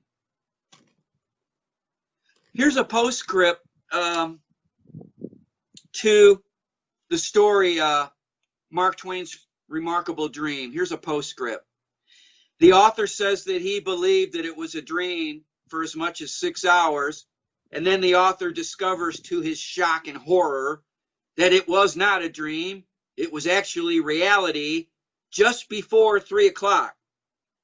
So during Mark Twain's time, of course, clocks were rotary clocks with the two hands. At 3 o'clock on a rotary clock, one hand points to 12 while the other hand points to 3. 3 times 12 is 36. 6 times 6 is 36. And if you add together the first 36 numbers, 1 through 36, you get the sum of 666. It's most likely, I hate to say it, because I've been to Hannibal, where Mark Twain, where the cult of Mark Twain is currently located. I hate to say it, but it looks like Mark Twain was not only a Freemason, but he was probably a Satanist. He wrote many verses about Satan, including, quote, "But who prays for Satan?" Question mark, unquote. He wrote another one, quote, "I have always felt friendly towards Satan," unquote. And those were actually from Mark Twain's autobiography. And in a notebook that Mark Twain had in 1867, he calls Satan, quote, "Satan, the first consultant," unquote. And in the Witches' Gematria, this will shock you, the name Mark Twain adds up to 660. There's some gematria on Tom Pepper, but I'll save it. But one or two that I really need to say, in the Witches' Gematria, Tom Pepper adds up to 744, as does Liverpool, as does Tower of Babel, as does Baal worship, Baal worship, and as does the Mark of Cain, as does 9/11s with an S, as does Holy Land, as does Pope of Rome, as does Black Flame Sun, as does Devil's World, and as does JFK Airport, where the Beatles flew into when they landed in the Big Apple. And of course, the witch in Snow White gave a poisoned apple to Snow White. We know how that turned out. The title Sgt. Pepper's Lonely Hearts Club Band in Hebrew gematria adds up to 1648, as does 33rd degree Scottish Rite, as does 11 minutes after midnight. Sgt. Pepper's Lonely Hearts Club Band in the Witches gematria adds up to 2124, as does Aleister Crowley Was Possessed, as does Rulers of Darkness of This World. All right, so I guess where did you want to go next? We talked about, obviously Billy Pepper, Tom Pepper. Yeah, let me see where we are We here. have Blackpool. The song Blackpool is by False Paul William, and the song lyrics provided by Macca Lyrics at www.maccacentral.com. He gives a lot of very strange numbers in this song. For instance, it starts out Blackpool 38 23 38 Blackpool. That's the place for me. Southport 23 38 23 Southport. That's the place for me. I'm going to skip in because he talks about the chicks he likes, When he gets to the next number segment, he says Blackpool 38 23 38 Blackpool. That's the place for me. Margate 29 42 28 Margate. That's the place for me. Then he goes into the chicks he likes again. Margate 28 39 23 Margate. That's the place for me. Let me tell you about Southport. Southport 53 23 43 Southport. That's the place for me. Then he goes into the chicks he likes again. He comes back to Blackpool 38 23 38 Blackpool. That's the place for me and the place for you. And the song ends. When you add up all the numbers that he sings about in the official Blackpool lyrics, in Hebrew gematria, if you say the word or write the word hell, Hell, 13 times, you get the number 689, which is what all those numbers add up to. So he's coding the word hell 13 times in gematria in that song. And here's a little graph of that. But Richard, couldn't somebody say that he could have been coding another word? Oh, sure. There's probably way more to it. Okay. Yeah, I won't really go into the Margate, Southport, and all that, but here's my hunch. Here's my hunch, Beatles fans. James Paul McCartney's buried in an unmarked grave at Blackpool. That's the place for me. And I have some other reasons that I'm working on that I'm not really ready to share yet. But my intuition is going off. Billy's telling us that's where James Paul McCartney is. He's at Blackpool. And the Beatles at Blackpool on August the 1st, they played their live in 1965 on that date. The backdrop features the distorted six-sided star hexagram with a black figure trapped inside of the hexagram. And, we know hexa means witch. It's a hex. It's another example of the hex death. This date, August the 1st, 1965 at Blackpool is 13 months before the last Beatles concert at Candlestick Park. The Beatles also performed the song Help during this concert at Blackpool. It actually looks like the figure in the distorted hexagram is screaming for help 13 months before the last Beatles concert. When the Beatles perform their final concert on the stage at Candlestick Park, they're standing directly over the sigil of Baphomet, also known as the symbol of heaven and earth. It's right below the stage. You know, that's where that phrase, look out below, comes in. And they didn't even realize it. Technically speaking, John Lennon was murdered by a corpse. I know that's hard to believe. Yeah, apparently somebody physically clawed their way out of the ground, picked up a gun, and killed him. It wasn't Mark David Chapman. Now, that sounds a little kooky, but I'll explain. Let me go to this character. Do you know who Frank Sturgis was? He was a one of the Watergate. He was a CIA assassin, yes. Right? You win the donkey. Yeah. Yes, thank you for that. You've just saved me some explanation. He was a part of the CIA's Operation Hit Squad, known as, Operation 40. Now, the interesting thing about Frank Sturgis is his FBI file on him, who was actually born Frank Fiorini. So I guess he had a death and resurrection too, in name anyway. His FBI file is almost twice as lengthy as the FBI files on Watergate and the John F. Kennedy assassination combined. That's because he was involved in both of them.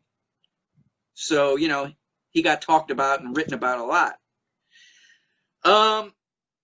In a taped interview, deathbed confession in January 2004, CIA asset E. Howard Hunt claimed that Lyndon Johnson instigated the JFK assassination and that the operation was organized by Cord Meyer, David Atlee Phillips, David Sanchez Morales, and Frank Sturgis. The FBI file on Frank Sturgis is over 75,000 pages altogether. Both David Sanchez Morales and Frank Sturgis worked closely with the head of the CIA Operation 40 assassination squad leader, Jose Joaquin Sangenis Perdomo, and he organized it and put it all together. Frank Sturgis also worked with Jose Joaquin Sangenis Perdomo on the CIA's Bay of Pigs debacle. Contract killer, CIA asset, and Watergate plumber Frank Sturgis claimed, without proof, that Jose Joaquin Sangenis Perdomo, quote, died of natural causes in 1974, end quote, 6 years before the satanic ritual murder of John Lennon in 1980. Frank Sturgis also said that the Perdomo family was not notified about his alleged death until after his funeral. Keep in mind, John Lennon never had a funeral, by the way. And neither did James Paul McCartney, a public one anyway. And the guy that allegedly killed John Lennon, Mark David Chapman, he never had a public trial. They just slapped the crazy sticker on his forehead and locked him up. Right. So anyway, 6 years after his death, Jose Joaquin Sangenis Perdomo, who recruited professional contract killers for the CIA through Operation 40, he popped up in the bronze Masonic Temple guard booth with the pyramidion roof topped with the Masonic forget-me-not sigil, fully in charge of the lack of security for the very high-profile former Beatle, John Lennon, on December 8th, 1980, 13 days before the winter solstice. That's also 13 years to the day after the Beatles released Magical Mystery Tour album, etc., etc. Therefore, according to an expert in the art and science of premeditated murder and assassination planning strategy, a man with an FBI file bulging with over 75,000 pages, John Lennon was murdered by a corpse beneath the Arch of Ball Bale at the sinister Dakota building. The CIA contract killer who said that the Dakota building doorman in charge of security the night that John Lennon got dead, Jose Joaquin Sangenis Perdomo, he died 6 years earlier. Frank Sturgis was born 13 days before the winter solstice, while John Lennon was murdered 13 days before the summer solstice. Revolution 9 is a very specific occult signature in the murder of John Lennon. Revolution 9, the song, is the longest song released by the Beatles. Its length is 8 minutes and 22 seconds. Revolution 9 was released on the Beatles' White Album on November 22nd, 1968, on the 5th anniversary of the satanic ritual human sacrifice of President John F. Kennedy. The color of a dead body, by the way, is white. The actual murderer of John Lennon was Jose Joaquin Sangenis Perdomo, a former chief of police during the regime of the Cuban president Carlos Prio, who went into exile after the Cuban Revolution. There's that word. When Fidel Castro seized power in 1959 from Batista. During the Bay of Pigs counter-revolution on April 16, 1962, Jose Joaquin Sangenis Perdomo was a key member of Brigade 2506. 2 plus 5 plus 0 plus 6 equals 13. At the moment that John Lennon was shot, Jose Joaquin Sangenis Perdomo was standing the closest to John Lennon, just to John Lennon's left side. This is very important because on John Lennon's certificate of death, it states that he died from, quote, multiple gunshot wounds of the left shoulder and chest, left lung, and left subclavian artery, external and internal hemorrhage, which means bleeding, and shock. The subclavian artery branches off directly from the arch of the aorta, which actually sits atop the human heart. John Lennon was shot and killed beneath the arch of Ball Bell in the guise of the archway at the Dakota building. The first shot that was fired by Jose Joaquin Sangenis Perdomo into John Lennon's chest ruptured his aortic arch, his arch of the aorta. He was shot in the arch of the aorta, the kill shot, which is the first shot. Because when he's fallen or whatever after the first shot, that's when the other shots go in the side and neck. On a kill zone target, based upon basic human anatomy, this area of the chest is lethal zone A and is also known as a kill switch, as in Turn Me On Dead Man, which is also a back masked kill switch. Kill and switch. James Paul McCartney in Fall. A kill switch is one of two primary specific areas of the human body that, when impacted by a bullet, will dispatch the threat immediately. The two primary areas of the body that are considered to be kill switches are the head and the chest. In the song Revolution 9, the lyric that states, "I'm not in the mood for wearing clothing," when played in reverse, reveals the phrase, "There were two, there are none now." The two that once were, but are now none, are the songwriting team known as Lennon-McCartney. The stereo master of the song Revolution 9 was completed on the anti-Christmas, June 25th, 1968, which is also Global Beatles Day, as well as Baby Satan Jr.'s birthday and Rosemary's Baby.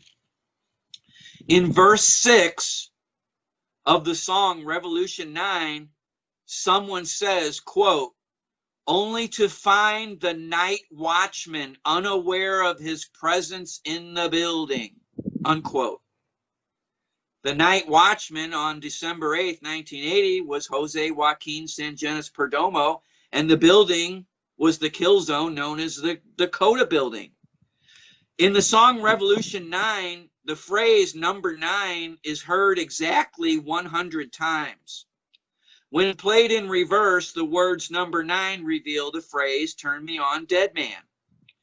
There are 9-letter O's in the names John Winston Ono Lennon and Yoko Ono. John Lennon was first shot in his aortic arch, and in a human being, the arch of the aorta is shaped in the form of the number 9. John Lennon always said that the number 9 was his lucky number. So some Satanist, occultist, black magic sorcerer said, "Oh, really? Oh, we got something planned for you, buddy." Oh, and he sang the song number 9, Tree. I'd forgotten that. Thank you. Yes. John Lennon's certificate of death states that the hour of his death was at 11:15 p.m. You have an 11, and the 1 plus 5 is 6, which is 9 inverted. There's a 9/11. And also 11 times 6 equals 66. On a rotary clock, the small hand points to the 11, while the big hand points to the 3. 11 times 3 is 33. In the witch's gematria, the word aorta adds up to 330.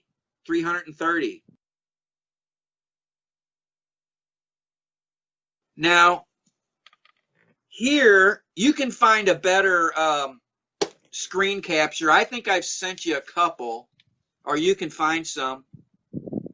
But here's what the arch of the aorta looks like, looking like the number 9. Can you see that? Yep, you sent me that picture, yes. So he was shot right up here. That's where the left subclavian artery goes to. He never would have survived that shot. No, that's the thing. That's why it was a professional assassin, because Jose knew exactly where.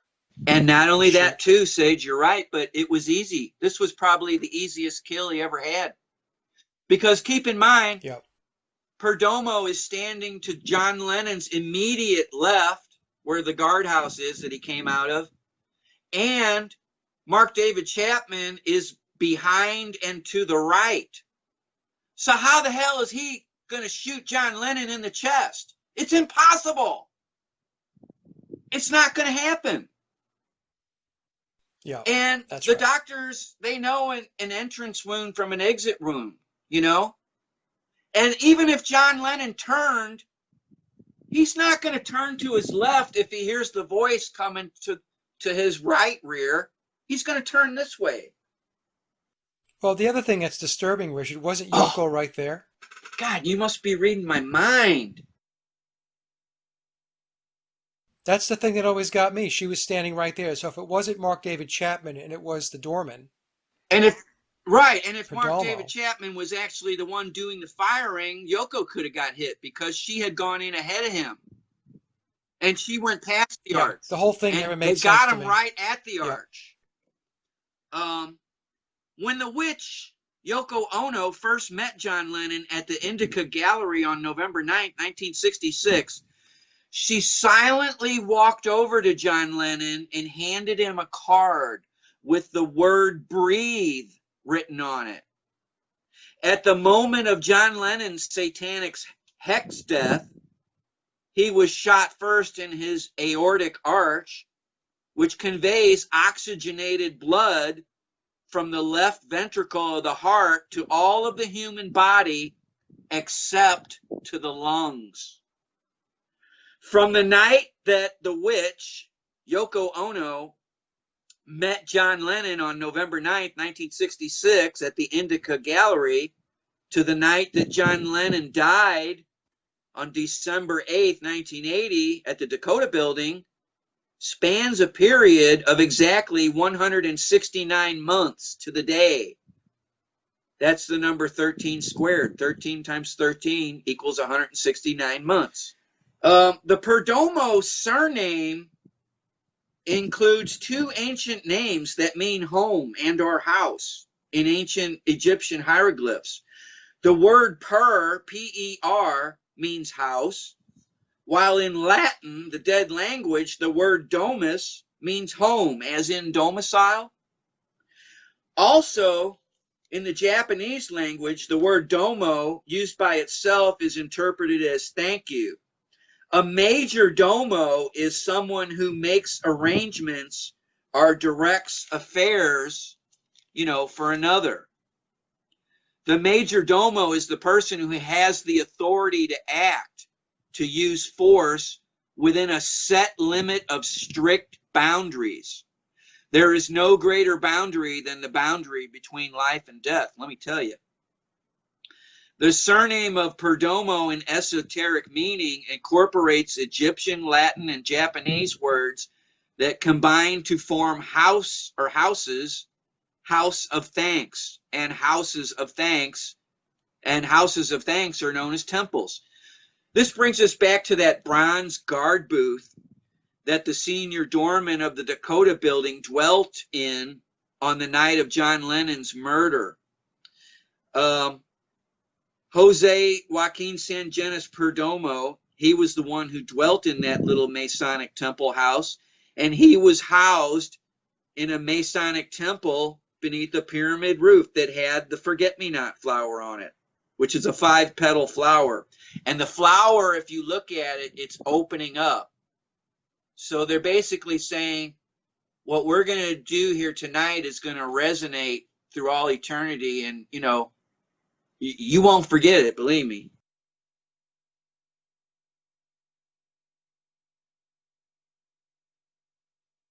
Is that a Baphomet ring you have on your right hand? Technically, I guess when it's this way, horizontally, it's a rune. Thank you for noticing, by the way. But if you turn it this way, then it's there it is. But see, this gets to Double your X's. point. Just because I have this on, people might think, "Oh my God, he's evil!" Kill it. But no, we're using their own sorcery against them. Just like the words sage of Quay add up to 666. Now, some people hear that or read that and see that and they'll freak out. But this is almost like you're part of the universe's emergency response system. You've incarnated here on Earth to straighten out a lot of this stuff, to bring light on it. And you're basically almost, sometimes when you're not knowing it, or now you're starting to pick up on it, you're using their own system against them. If they're all wearing hexagons for protection, you're using it right back. It's wild. Well, this is what I say to people. People want to think that the numbers are evil and that the a triangle is evil, and the symbolism. And I explain to them that it's like electricity. So if somebody says, is electricity good or bad? Well, it depends on the intent of the person who's Right. using electricity. Because it could be used for both. Good. Lights your house? Good. Destruction? Bad. It's the same thing. So, see, and that's the thing. They've commandeered the Right. symbolism, Richard. They really have. They've commandeered it, and it's very difficult to get even very well-intentioned, good people to understand that and to get over that hump or get over that hurdle. It's very tough because people have asked me. My first album has the pyramid and the eye in the center of it, and they think that that's Illuminati stuff, and I try to explain to them that this is sacred symbolism, and I'm using it just as you had just said. I'm using it for the purposes of Right. good. And it's a fact. You can't take a number like 666. The number itself, it's a number. It's not evil. It's just a number. It's the Right. way they're using it. And you're throwing it Exactly. back in their face. And evil can't keep going on that course without a course correction of good and the pendulum swinging back the other way. I guess it's Right. all part of the divine plan or something. It's really breathtaking in its scope. I'm releasing the show that I did, the roundtable with memoirs, and I'm releasing it on September 11th. And I've already had a number of comments and people reach out to me and say, "Why are you using an evil occult date to release that show?" And I said, the reason why it's going out on 9/11 is because that's the day that we believe that biological Paul passed away. Right. That's the only reason why it's going out on that day. But people automatically apply some negative, dark intent, to numbers and specific dates, and I don't know. It's tough to get people off that belief system and that understanding, which is a false And they do the understanding. same thing with guns. They say guns are evil. Well, guns aren't evil if you're using it to protect yourself from somebody breaking into your house. The gun is just a gun. The gun can't kill anybody on its own. Right. It's only the use. And it's the same with the numbers. Right. Exactly. All right. I just thought I would point that out because I did see the ring, and I did it intentionally because if other people see the ring, if I decide to use a piece of the video, whatever, somebody without a question of a doubt will jump in and think they're making, a major discovery. So there you go. Well, good for them, but yeah, uh, we're basically reclaiming ownership of sacred numbers and things that have been perverted. You know, you were Exactly. perverted, you were inverted to, George Harrison. Right. Well, my guitar gently weaves. And Manly P. Hall says in his book, Secret Knowledge of All Ages, I think I got that right, um, that the mysteries were perverted, that white divine magic was commandeered and used for nefarious reasons, or black magic. So anyway, we digress. Oh, I'm glad we did because you pointed out some basic great things. The pendulum is swinging back the other way. There's one last thing I guess we should say. Well, actually, there's a couple little things. When Mark David Chapman had that book, Catcher in the Rye, on that cover, the two biggest words in that title are catcher and rye, I think, which alludes to the Eye of Horus because they're basically saying catch your eye, Yeah. catch your eye, catch your eye. It appears that immediately after Jose Joaquin Sangenis Perdomo executed John Lennon, that his words to the patsy Mark David Chapman, "Do you know what you've done?" was some kind of trigger. And it triggered the satanic pharmakos. A pharmakos is a goat. In ancient Rome, they used to lead a goat out of the city. Rome is a walled city. Strangely enough, with a wall, it was still the most sacked city in history. So, walls don't always work out, but they would lead a goat out through the gates, and they did rituals where they dumped all of the sins of the Roman people onto that goat, And then they lead it out symbolically through the gate, and then they sacrifice the goat. And it's like, woo, all our sins are gone now. They're all washed away. We're bona fide now. Kind of like that old Brother, Where Art Thou movie, So anyway, he says to the patsy, do you know what you've done? It's some kind of trigger. And then, supposedly he replied, Mark David Chapman replied, I just shot John Lennon. And physically,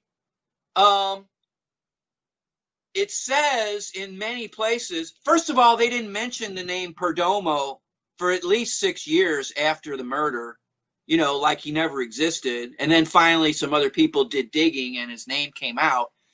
And one of the sources, actually several sources, said that Perdomo kicked the gun away from him. Oh, did he?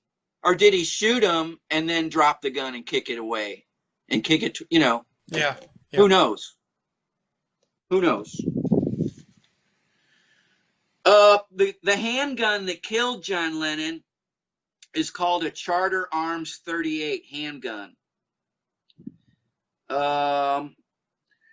So supposedly, Chapman sat down and pulled out the book Catcher in the Rye, because I guess the book My Pet Goat, wasn't available. So he thought, well, I can't read that. I'll read this book here.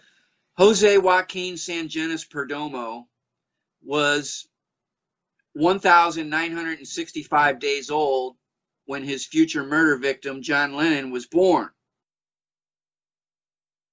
May 25th, 1935, up to and including October 9th, 1940, equals 1,965 days.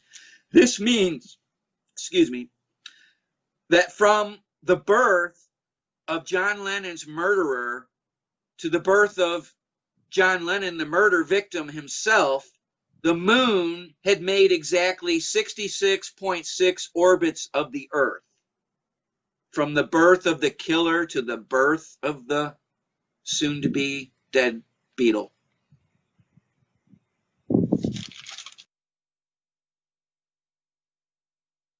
I have more, Your Honor, but I'll rest my case. Okay. Perdomo is the killer. Send cards and letters to me. Guess what, people? It wasn't the way we were told, once again.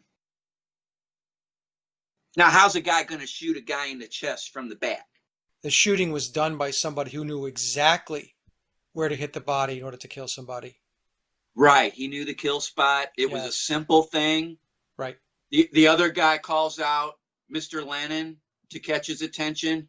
Boom, he gets you right. And that's why there's no autopsy report released to the public to this day on John Lennon. On the day that John Lennon was ritually sacrificed on December 8th, 1980, Mars, the planet of war and strife, was in exact opposition to the sacred star, Sepsotis Sirius A, and in exact opposition to where Pluto, the planet of death and regeneration, was located on the day that Frank Sturgis was born at 13 degrees in Cancer. So, enough of Frank Sturgis and Mr. Perdomo until I hear from their lawyers. Yeah, I think we can just wrap it up by talking about just two key things that the memoirs of Billy Shear's book, the blue version, says that will go head to head with archaeoccultology, and let's see which one's standing here. One of them, we go back to the date on October 24th, 1963. According to memoirs by Thomas E. U. Harriot, let's plug him, on page 369, that's an interesting page number. Yep. During the evening, John Lennon and James Paul McCartney took a ceremonial blood oath to Lucifer. He doesn't say blood oath, but that's what they are. I inserted blood oath, so for technical reasons. So he says they took a ceremonial oath to Lucifer on October 24th, 1963, who is the god of this world. so that the Beatles would achieve success and worldly influence. That was a Thursday, by the way.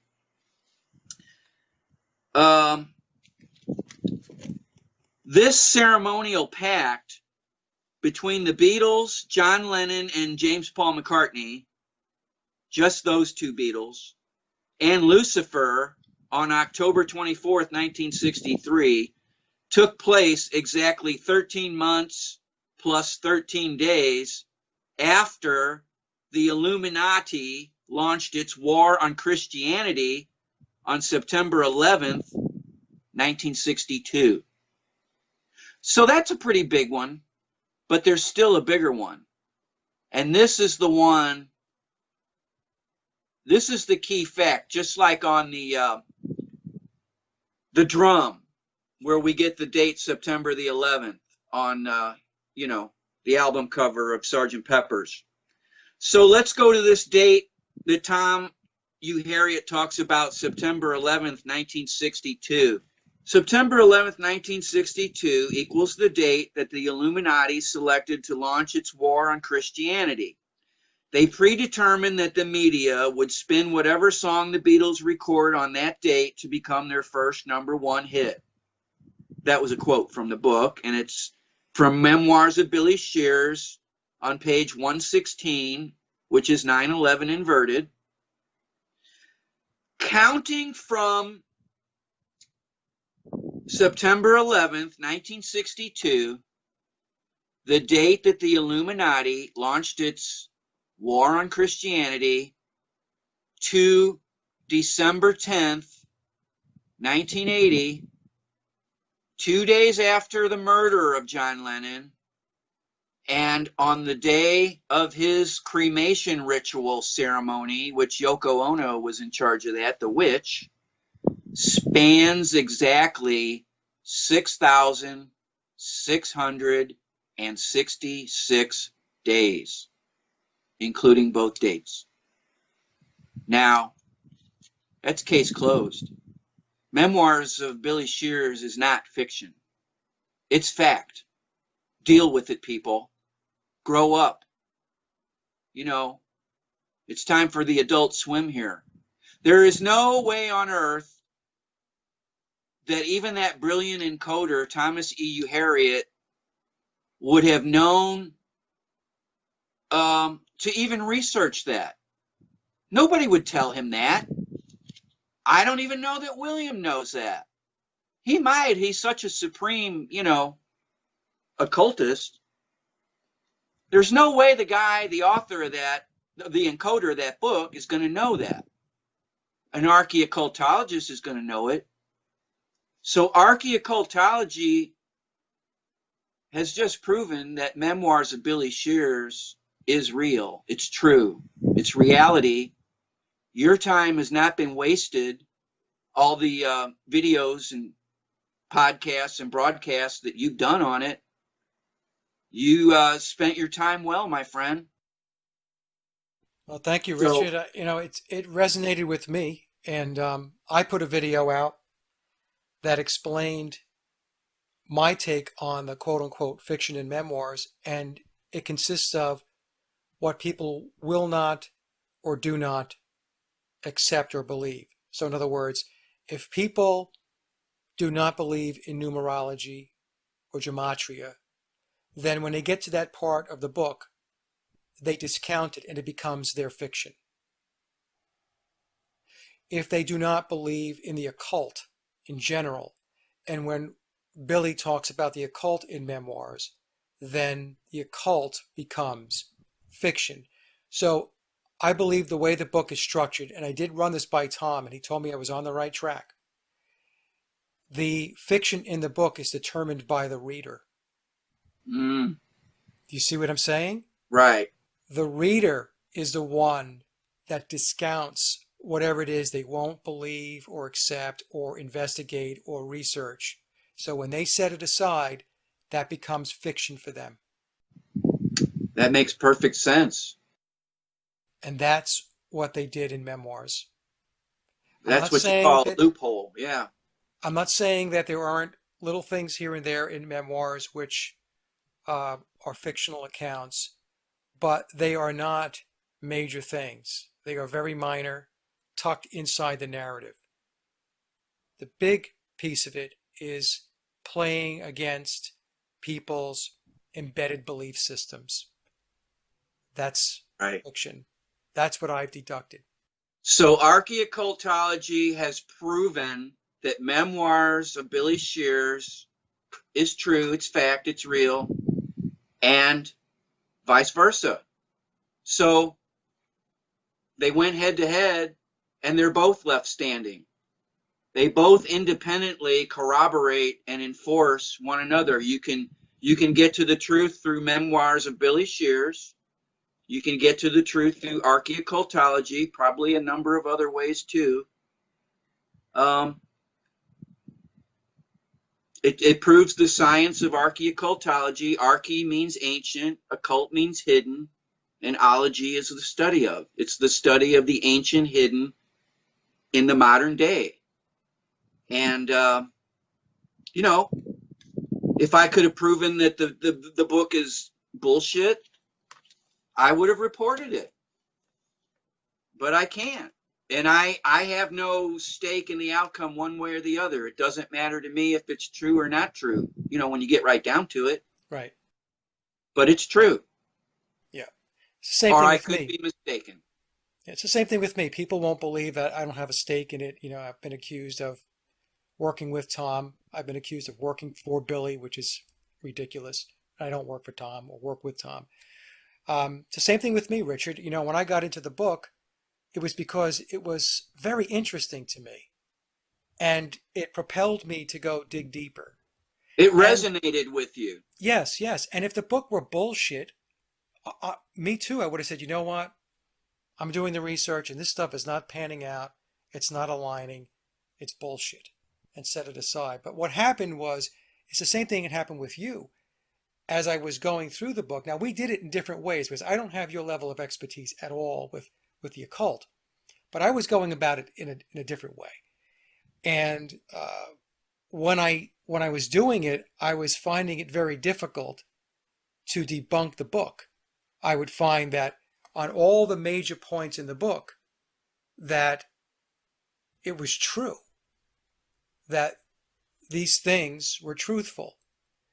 And so if you keep going down the road and you're clicking one thing off after another, it's not like you just prove one thing. But if you're proving 10, 15, or 20 things to be true or valid, you have to come to the conclusion that the book contains truth. I mean, that's just me. That's just silly old me. And, you know, how I went about it in my way of thinking. So it's good to hear your perspective on it because you came to the same conclusion that I did, but you came about it in a different way. Right. And not only is the memoirs of Billy Shears proof of truth, it's profound sacred truth. It's deep. It's even deeper than he knew in coding it, you know? Yeah. And when he finds all this stuff out, maybe his mind will get blown, you know? Or maybe he'll say, oh, I knew it all the time, you know? I don't know. You know, I know Tom knows a lot about this stuff. I know he's, you know, I've gathered that he knows about the occult. Otherwise, I'm not so quite sure he would have been able to tie the book together the way he did. As an example, we noticed the page numbers, inverted Yeah. 911, 369, the page number that was talking about the ritual. Somebody who has occult knowledge of numbers and stuff like that would know enough to pair that narrative with those page numbers, tying the numbers to the words type of thing, you know. Right. But that's all I've been able to gather. You know, I've never had a conversation with Tom and say, are you an occultist? I've never had a conversation like that. But in any If case, he's a Mason, he's an occultist, you know, to some yeah, extent. Now, I'm yes, not saying he's going around doing a black mass or anything like that, but, you know, occult means hidden. So if you're a Mason, you know, you're kind of up doing some hidden things. You know, yeah, they're not all nefarious, you know. right, right. Well, good point.